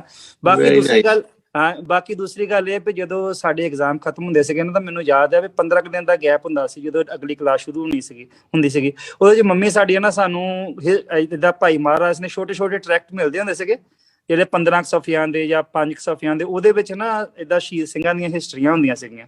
ਉਹ ਸਾਨੂੰ ਉਦੋਂ ਪੜ੍ਹਾਉਣੇ ਤੇ ਉਹ ਸਾਨੂੰ ਹਨਾ 15 ਦਿਨਾਂ ਦੇ ਵਿੱਚ ਸਾਨੂੰ ਉਹ ਹਿਸਟਰੀ ਨੌਲੇਜ ਜਿਹੜੀ ਹੈਗੀ, ਕਿਉਂਕਿ ਪਤਾ ਹੁੰਦਾ ਸੀ ਵੀ ਸਕੂਲ ਦੀ ਪੜ੍ਹਾਈ ਸ਼ੁਰੂ ਨਹੀਂ ਹੋਈ ਤਾਂ ਅਸੀਂ ਫਰੀ ਮਾਈਂਡਡ ਹੋ ਕੇ ਪੜ੍ਹਦੇ ਹੁੰਦੇ ਸੀ। ਉਹ ਵੀ ਚੀਜ਼ ਐਡ ਅਪ ਹੁੰਦੀ ਸੀ। ਤੇ ਬਾਕੀ ਤੀਸਰੀ ਮੈਂ ਚੀਜ਼ ਐਡ ਅਪ ਹੋਰ ਕਰਨੀ ਆ ਭਾਈ ਮਹਾਰਾਜ ਸਿੰਘ ਜੀ ਦੇ ਬਾਰੇ ਤੇ ਬਾਕੀ ਸਿੰਘਾਂ ਦੇ ਬਾਰੇ। ਪੰਜਾਬ ਗੌਰਮੈਂਟ ਨੇ ਵੀ ਇੱਕ ਐਫਰਟ ਕੀਤੀ। ਤੁਹਾਨੂੰ ਪਤਾ ਗੌਰਮੈਂਟ ਨੇ ਕਿੰਨੀਆਂ ਕੁ ਐਫਰਟਸ ਹੁੰਦੀਆਂ, ਪਰ ਕਰਤਾਰਪੁਰ ਦੇ ਲਾਗੇ ਇੱਕ ਜੰਗੇ ਸ਼ਹੀਦ ਦੇ ਆਜ਼ਾਦੀ ਜਿਹੜੀ ਹੈਗੀ ਆ, ਉੱਥੇ ਇੱਕ ਸਮਾਰਕ ਬਣਾਇਆ ਗਿਆ ਜਿਸ 'ਚ ਭਾਈ ਮਹਾਰਾਜ ਸਿੰਘ ਦੀ ਸਭ ਤੋਂ ਪਹਿਲਾਂ ਜਿਹੜੀ ਹੈਗੀ ਹਿਸਟਰੀ ਲਿਖੀ ਗਈ ਹੈ। ਮੈਂ ਤਾਂ ਉੱਥੇ ਵਿਜ਼ਿਟ ਨਹੀਂ ਕੀਤੀ, ਪਰ ਮੇਰਾ ਇੱਕ ਦੋਸਤ ਕਰਕੇ ਆਇਆ ਤੇ ਉਹਨਾਂ ਨੇ ਉਹਦੇ ਵਿੱਚ ਦੱਸਿਆ ਵੀ ਜਿੰਨੇ ਵੀ ਇਤਿਹਾਸਕਾਰ ਜਿਹੜੇ ਹੈਗੇ ਉਹਨਾਂ ਨੇ ਸਾਰਿਆਂ ਦੇ ਜੀਵਨ, ਜਿੰਨੇ ਵੀ ਫਰੀਡਮ ਫਾਈਟਰ ਹੋਏ ਉਹਨਾਂ ਦੀ ਜੀਵਨ ਜਿਹੜਾ ਹੈਗਾ ਨਾ, ਉੱਥੇ ਕਰਤਾਰਪੁਰ ਦੇ ਵਿੱਚ ਜਿਹੜਾ ਮੈਮੋਰੀਅਲ ਬਣਿਆ ਹੈਗਾ ਉਹਦੇ ਵਿੱਚ ਉਹਨਾਂ ਨੇ ਲਿਖੇ ਹੈਗੇ। ਤੇ ਇਦਾਂ ਦੇ ਐਫਰਟਸ ਹੋਰ ਵੀ ਹੋਣੇ ਚਾਹੀਦੇ ਤੇ ਉੱਥੇ ਇਦਾਂ ਦੇ ਐਫਰਟ ਕੀਤੇ ਵੀ ਗਏ। ਮੈਂ ਇਹ ਗੱਲਾਂ ਕਰਨੀਆਂ ਚਾਹੁੰਦਾ ਸੀ। Thank you, I'm glad you did. ਤੇ ਗਿਆਨੀ ਸੁੱਚਾ ਸਿੰਘ ਜੀ, ਜਦੋਂ ਤੁਸੀਂ ਕੋਈ ਐਡ ਕਰਨੀ ਹੋਵੇ ਚੀਜ਼ ਇੱਥੇ ਆਪਣੇ ਆਪ ਨੂੰ ਅਨਮਿਊਟ ਕਰੋ। ਹਾਂਜੀ, ਅਨਮਿਊਟ ਕਰੋ। ਹਾਂਜੀ, ਸੋ ਮੈਂ ਇਹ ਬੇਨਤੀ ਇਹ ਕਰਨੀ ਚਾਹੁੰਦਾ ਜੀ ਕਿ ਕਈ ਵਾਰੀ ਅਸੀਂ ਗੱਲਬਾਤ ਕਰਦੇ ਆ ਨਾ ਤੇ ਉਹਦੇ ਵਿੱਚ ਥੋੜੀ ਜਿਹੀ ਇਸ ਤਰ੍ਹਾਂ ਝਲਕ ਪੈਣ ਲੱਗ ਪੈਂਦੀ ਜਿਸ ਤਰ੍ਹਾਂ ਅਸੀਂ ਬਲੇਮ ਗੇਮ ਖੇਡਣ ਲੱਗ ਪੈਂਦੇ ਵਿੱਚ ਪ੍ਰਚਾਰਕਾਂ ਤੇ ਟੀਚਰਸ ਤੇ। ਸੋ ਟੀਚਰਸ ਦਾ ਜਿਹੜਾ ਇੰਡੀਆ ਦਾ ਜਿਹੜਾ ਟੀਚਿੰਗ ਸਿਸਟਮ ਹੈ ਉਹਦੇ ਵਿੱਚ ਕਰਿਕੂਲਮ ਦੇ ਵਿੱਚ ਜੋ ਕੁਛ ਹੈਗਾ ਟੀਚਰ ਨੂੰ ਉਹੀ ਪੜਾਉਣਾ ਪੈਣਾ। ਇਸ ਵਾਸਤੇ ਟੀਚਰ ਕਿੰਨਾ ਵੀ ਡੈਡੀਕੇਟਡ ਵੀ ਹੋਵੇ ਉਹ ਨਹੀਂ ਕਰ ਸਕਦਾ ਉਹ ਉੱਥੇ, ਰਾਈਟ। ਉਹਦੀ ਲਿਮਿਟੇਸ਼ਨਸ ਹੈਗੀਆਂ, ਉਹਨਾਂ ਨੂੰ ਸਮਝੀ ਅਸੀਂ। ਇਸੇ ਤਰ੍ਹਾਂ ਪ੍ਰਚਾਰਕਾਂ ਦੀਆਂ ਆਪਣੀਆਂ ਹੈਗੀਆਂ। ਨੰਬਰ 1 ਤੇ ਪ੍ਰਚਾਰਕ ਸੰਗਤ ਦੇ ਵਾਸਤੇ ਹੈ, ਤੇ ਸੰਗਤ ਨੇ ਕੀ ਸੋਚਿਆ ਕਦੇ ਪ੍ਰਚਾਰਕਾਂ ਨੂੰ ਬਣਾਉਣ ਦੇ ਵਾਸਤੇ? ਨੈਵਰ ਕੁਛ ਵੀ ਸੋਚਿਆ ਕਿ ਉਹਨਾਂ ਦੇ ਵਾਸਤੇ ਕੋਈ ਸਕੂਲ ਕੋਈ ਕਾਲਜ ਖੋਲਿਆ ਜਾਵੇ। ਹੁਣ ਸ਼ਹੀਦ ਸਿੱਖ ਮਿਸ਼ਨਰੀ ਕਾਲਜ ਦੇ ਵਿੱਚ ਮੈਂ ਵੀ ਪੜ੍ਹਿਆ, ਮੇਰੇ ਤੋਂ ਬਾਅਦ ਗਿਆਨੀ ਧਰਮ ਸਿੰਘ ਜੀ ਹੋਰੀ ਵੀ ਪੜ੍ਹੇ ਉਸੇ ਕਾਲਜ ਦੇ ਵਿੱਚ, ਠੀਕ ਹੈ ਜੀ। ਅੱਛਾ ਜੀ, ਤੇ ਇੱਕ ਟਾਈਮ ਦੇ ਉੱਤੇ ਕਹਿੰਦੇ ਗੱਲ ਹੋਈ ਸੀ ਕਿ ਜਿਹੜੇ ਇੱਥੋਂ ਗ੍ਰੈਜੂਏਟ ਹੁੰਦੇ ਆ ਕਮ ਸੇ ਕਮ ਉਹਨਾਂ ਨੂੰ ਬੈਚਲਰ ਦੀ ਡਿਗਰੀ ਦਿੱਤੀ ਜਾਵੇ, ਪੰਜਾਬ ਯੂਨੀਵਰਸਿਟੀ ਦੇ ਨਾਲ ਉਹਨੂੰ ਐਫੀਲੀਏਟ ਕਰ ਦਿਓ। ਲੇਕਿਨ ਸਾਡੇ ਹੀ ਸਿੱਖਾਂ ਨੇ ਜਿਹੜੇ ਸ਼੍ਰੋਮਣੀ ਕਮੇਟੀ ਸੀ ਉਸ ਵੇਲੇ, ਉਹਨਾਂ ਨੇ ਉਹ ਹੋਣ ਨਹੀਂ ਦਿੱਤਾ, ਐਫੀਲੀਏਟ ਨਹੀਂ ਹੋਣ ਦਿੱਤਾ ਕਿ ਜੇ ਇਹਨਾਂ ਨੂੰ BA ਦੀ ਡਿਗਰੀ ਦੇ ਦਿੱਤੀ ਇਹ ਤਾਂ ਪੈਸੇ ਜ਼ਿਆਦਾ ਮੰਗਣਗੇ। ਕਹਾਣੀ ਆ ਸੀ ਸਾਰੀ, ਇਹ ਕਹਿੰਦੇ ਕਿਹਾ ਗਿਆ ਸੀ ਇਹ ਗੱਲ, ਇਹ ਸਾਡੇ ਉਸਤਾਦ ਜੀ ਨੇ ਦੱਸੀ ਹੋਈ ਸਾਨੂੰ ਗੱਲ। ਕਹਿੰਦੇ ਕਿ ਜੇ ਇਹਨਾਂ ਨੂੰ BA ਦੀ ਡਿਗਰੀ ਦੇ ਦਿੱਤੀ ਇਹ ਤਾਂ ਗ੍ਰੇਡ ਮੰਗਣਗੇ B.Ed ਵਾਲਾ ਜੀ ਜਿੱਥੇ ਲੱਗਣਗੇ ਸੀ। ਆਹ ਸੀ ਕਹਾਣੀ। ਸੋ ਇਹ ਤੁਸੀਂ ਜਿਹੜੀਆਂ ਨੇ ਲਿਮਿਟੇਸ਼ਨਸ ਉਹਨਾਂ ਦੀ ਸਮਝੋ ਨਾ, ਕਿ ਉਹਨਾਂ ਦਾ ਦਾਰੋ ਮਦਾਰ ਤੇ ਅਸੀਂ ਕਰਦੇ ਨੇ ਜਿਹੜੇ ਬਾਜੇ ਤੇ ਪੈਸੇ ਆਉਣੇ ਜਾਂ ਕਥਾ ਕਰਦੇ ਤਾਂ ਕਿ $1 ਜਿਹੜਾ ਰੱਖਣਾ ਦਾਰੋ ਮਦਾਰ ਤੇ ਉਹਦੇ ਤੇ ਸੈੱਟ ਕਰ ਦਿੰਦੇ ਸੀ। ਫਿਰ ਅਸੀਂ ਭਾਲਦੇ ਕਿ ਪ੍ਰਚਾਰਕ ਸਾਡੀ ਕੌਮ ਦਾ ਭਲਾ ਕਰਨ, ਸੋ ਇਸ ਕਰਕੇ ਇਦਾਂ ਦੀ ਚੀਜ਼ਾਂ ਵੱਲ ਅਸੀਂ ਧਿਆਨ ਦਈਏ। ਇਸੇ ਤਰ੍ਹਾਂ ਟੀਚਰਸ ਵੀ ਜਿਹੜੇ ਹੈਗੇ ਆ, ਇਹਨੂੰ ਜਾਣੀ ਹੁਣ ਜਿਹੜਾ ਕਿ ਓਕੇ ਇਹ ਸਾਡੀ ਮਜਬੂਰੀ ਹੋ ਗਈ, ਹੁਣ ਇਹਨੂੰ ਜਿਹੜਾ ਸਪਰੈਡ ਕਰਨਾ ਇਸ ਮੈਸੇਜ ਨੂੰ ਇਹੋ ਹੀ ਤਰੀਕਾ ਕਿ ਹੁਣ ਜਿਹੜਾ ਟੈਕਨੋਲੋਜੀ ਵੀ ਵੱਧ ਗਈ ਹੈ, ਲੋਕਾਂ ਦੀ ਨੌਲੇਜ ਵੀ ਬਹੁਤ ਵੱਧ ਗਈ ਹੈ। ਤੇ 2 ਹਫ਼ਤੇ ਪਹਿਲਾਂ ਡਾਕਟਰ ਹਰਸ਼ਿੰਦਰ ਕੌਰ ਔਰ ਜਿਹੜਾ ਟਿਊਜ਼ਡੇ ਦਾ ਸੈਸ਼ਨ ਹੁੰਦਾ ਉਹਦੇ ਵਿੱਚ ਆਏ ਸੀਗੇ ਨਾ, ਤੇ ਉਹਨਾਂ ਨੇ ਸਿੱਖ ਬੀਬੀਆਂ ਦੇ ਬਾਰੇ ਚ ਰਿਸਰਚ ਕੀਤੀ ਹੈ, ਕਿਤਾਬ ਵੀ ਲਿਖੀ, ਉਹਦੇ ਵਿੱਚ ਸਾਰਾ ਬੋਲਿਆ ਸੀਗਾ ਕਿ ਇਹ ਇਗਨੋਰਡ ਬੀਬੀਆਂ ਦੇ ਨਾਂ ਹੈਗੇ ਜਿਹਨਾਂ ਦੱਸੇ ਸੀ। ਇਸੇ ਤਰ੍ਹਾਂ ਹੀ ਸ਼ਹੀਦਾਂ ਦੇ ਨਾਮ ਆਉਣਗੇ, ਇਸੇ ਤਰ੍ਹਾਂ ਹੋਰ ਜਿਹਨਾਂ ਕੁਰਬਾਨੀਆਂ ਕੀਤੀਆਂ ਉਹਨਾਂ ਦੇ ਨਾਮ ਆਉਣਗੇ। ਤੋ ਇਸ ਕਰਕੇ ਇਹ ਹੌਲੀ ਹੌਲੀ ਹੁਣ ਆ ਜਾਏਗਾ ਬਾਹਰ। ਇਹਦੇ ਵਿੱਚ ਕੋਈ ਬਲੇਮ ਕਰਨ ਦੀ ਕਿਸੇ ਨੂੰ ਲੋੜ ਨਹੀਂ, ਕੋਸ਼ਿਸ਼ ਕਰੀ ਜਾਈਏ। ਇਹ ਸੈਸ਼ਨ ਜਿਹੜਾ ਇਹਦੇ ਵਿੱਚ ਦੇਖ ਲਓ, ਮੈਨੂੰ ਤੇ ਅੱਜ ਪਹਿਲੀ ਵਾਰੀ ਮੈਂ ਇਹਦੇ ਬਾਰੇ ਪੜ੍ਹਿਆ, ਅੱਜ ਕੋਈ ਭਾਈ ਸਾਹਿਬ ਮਹਾਰਾਜ ਸਿੰਘ ਜੀ ਬਾਰੇ। ਸੋ ਇਸ ਤਰ੍ਹਾਂ ਹੌਲੀ ਹੌਲੀ ਵਿਕਸਿਤ ਹੁੰਦੀ ਜਾਏਗੀ, ਕੋਈ ਗੱਲ ਨਹੀਂ। ਚਲੋ ਜੀ, next time we will talk about Gurdwara reform movement, ਕਿਸ ਤਰ੍ਹਾਂ ਮਤਲਬ ਉਹਦਾ ਸ਼ੁਰੂਆਤ ਹੋਈ। So that will be our topic of discussion. ਤੇ ਆਪਣੇ Meghraj Singh ji, would you like to say something for the last 2 minutes? Meghraj Singh? Chalo, thank you for everyone for participation, for the participants and as well as the audience. Bahut mehrbani for your time and for your work. haan ji, मैं एक गल कहना चाहना मेघराज सिंह, जो recording बंद करोगे तो मैं एक गल करनी चाहना नहीं, he cannot do that। that। ਗੱਲ ਬੜੀ ਬਾਦਲ ਕਰਦੀ ਹੈ ਮੈਨੂੰ, ਮੈਂ ਬਾਰ-ਬਾਰ ਇਹ ਗੱਲ ਪਰ ਬੱਚੇ ਇਸ ਵੇਲੇ ਨਹੀਂ ਕੀਤੀ ਜਾ ਸਕਦੀ ਜੀ ਉਹ ਕੋਈ ਗੱਲ ਹੋਰ। this is after the end of the session। ਉਹੀ ਤਾਂ ਮੈਂ ਕਹਿ ਰਿਹਾ, ਰਿਕਾਰਡਿੰਗ ਖਤਮ ਹੋ ਜਾਊਗੀ ਉਸ ਤੋਂ ਬਾਅਦ that will have to do individually, ਜਾਂ ਪਹਿਲਾਂ ਕੀਤੀ ਜਾ ਸਕਦੀ ਸ਼ੁਰੂ ਹੋਣ ਤੋਂ ਸੈਸ਼ਨ, but not now। ਤੇ so thank you again for everyone, audience as well as the participants, and next time we'll talk about Gurdwara Reform Movement. Any mistakes by any of us, we apologize for that, and please keep it in mind that these are our individual views and we don't mean to hurt anyone's feelings. The idea is to stimulate thinking so that we all can grow and develop new ideas how we can survive and keep ourselves in Chardhi Kala as well as Sarbat da Pala. Vaheguru ji ka Khalsa, Vaheguru ji ki Fateh. Vaheguru ji ki Fateh.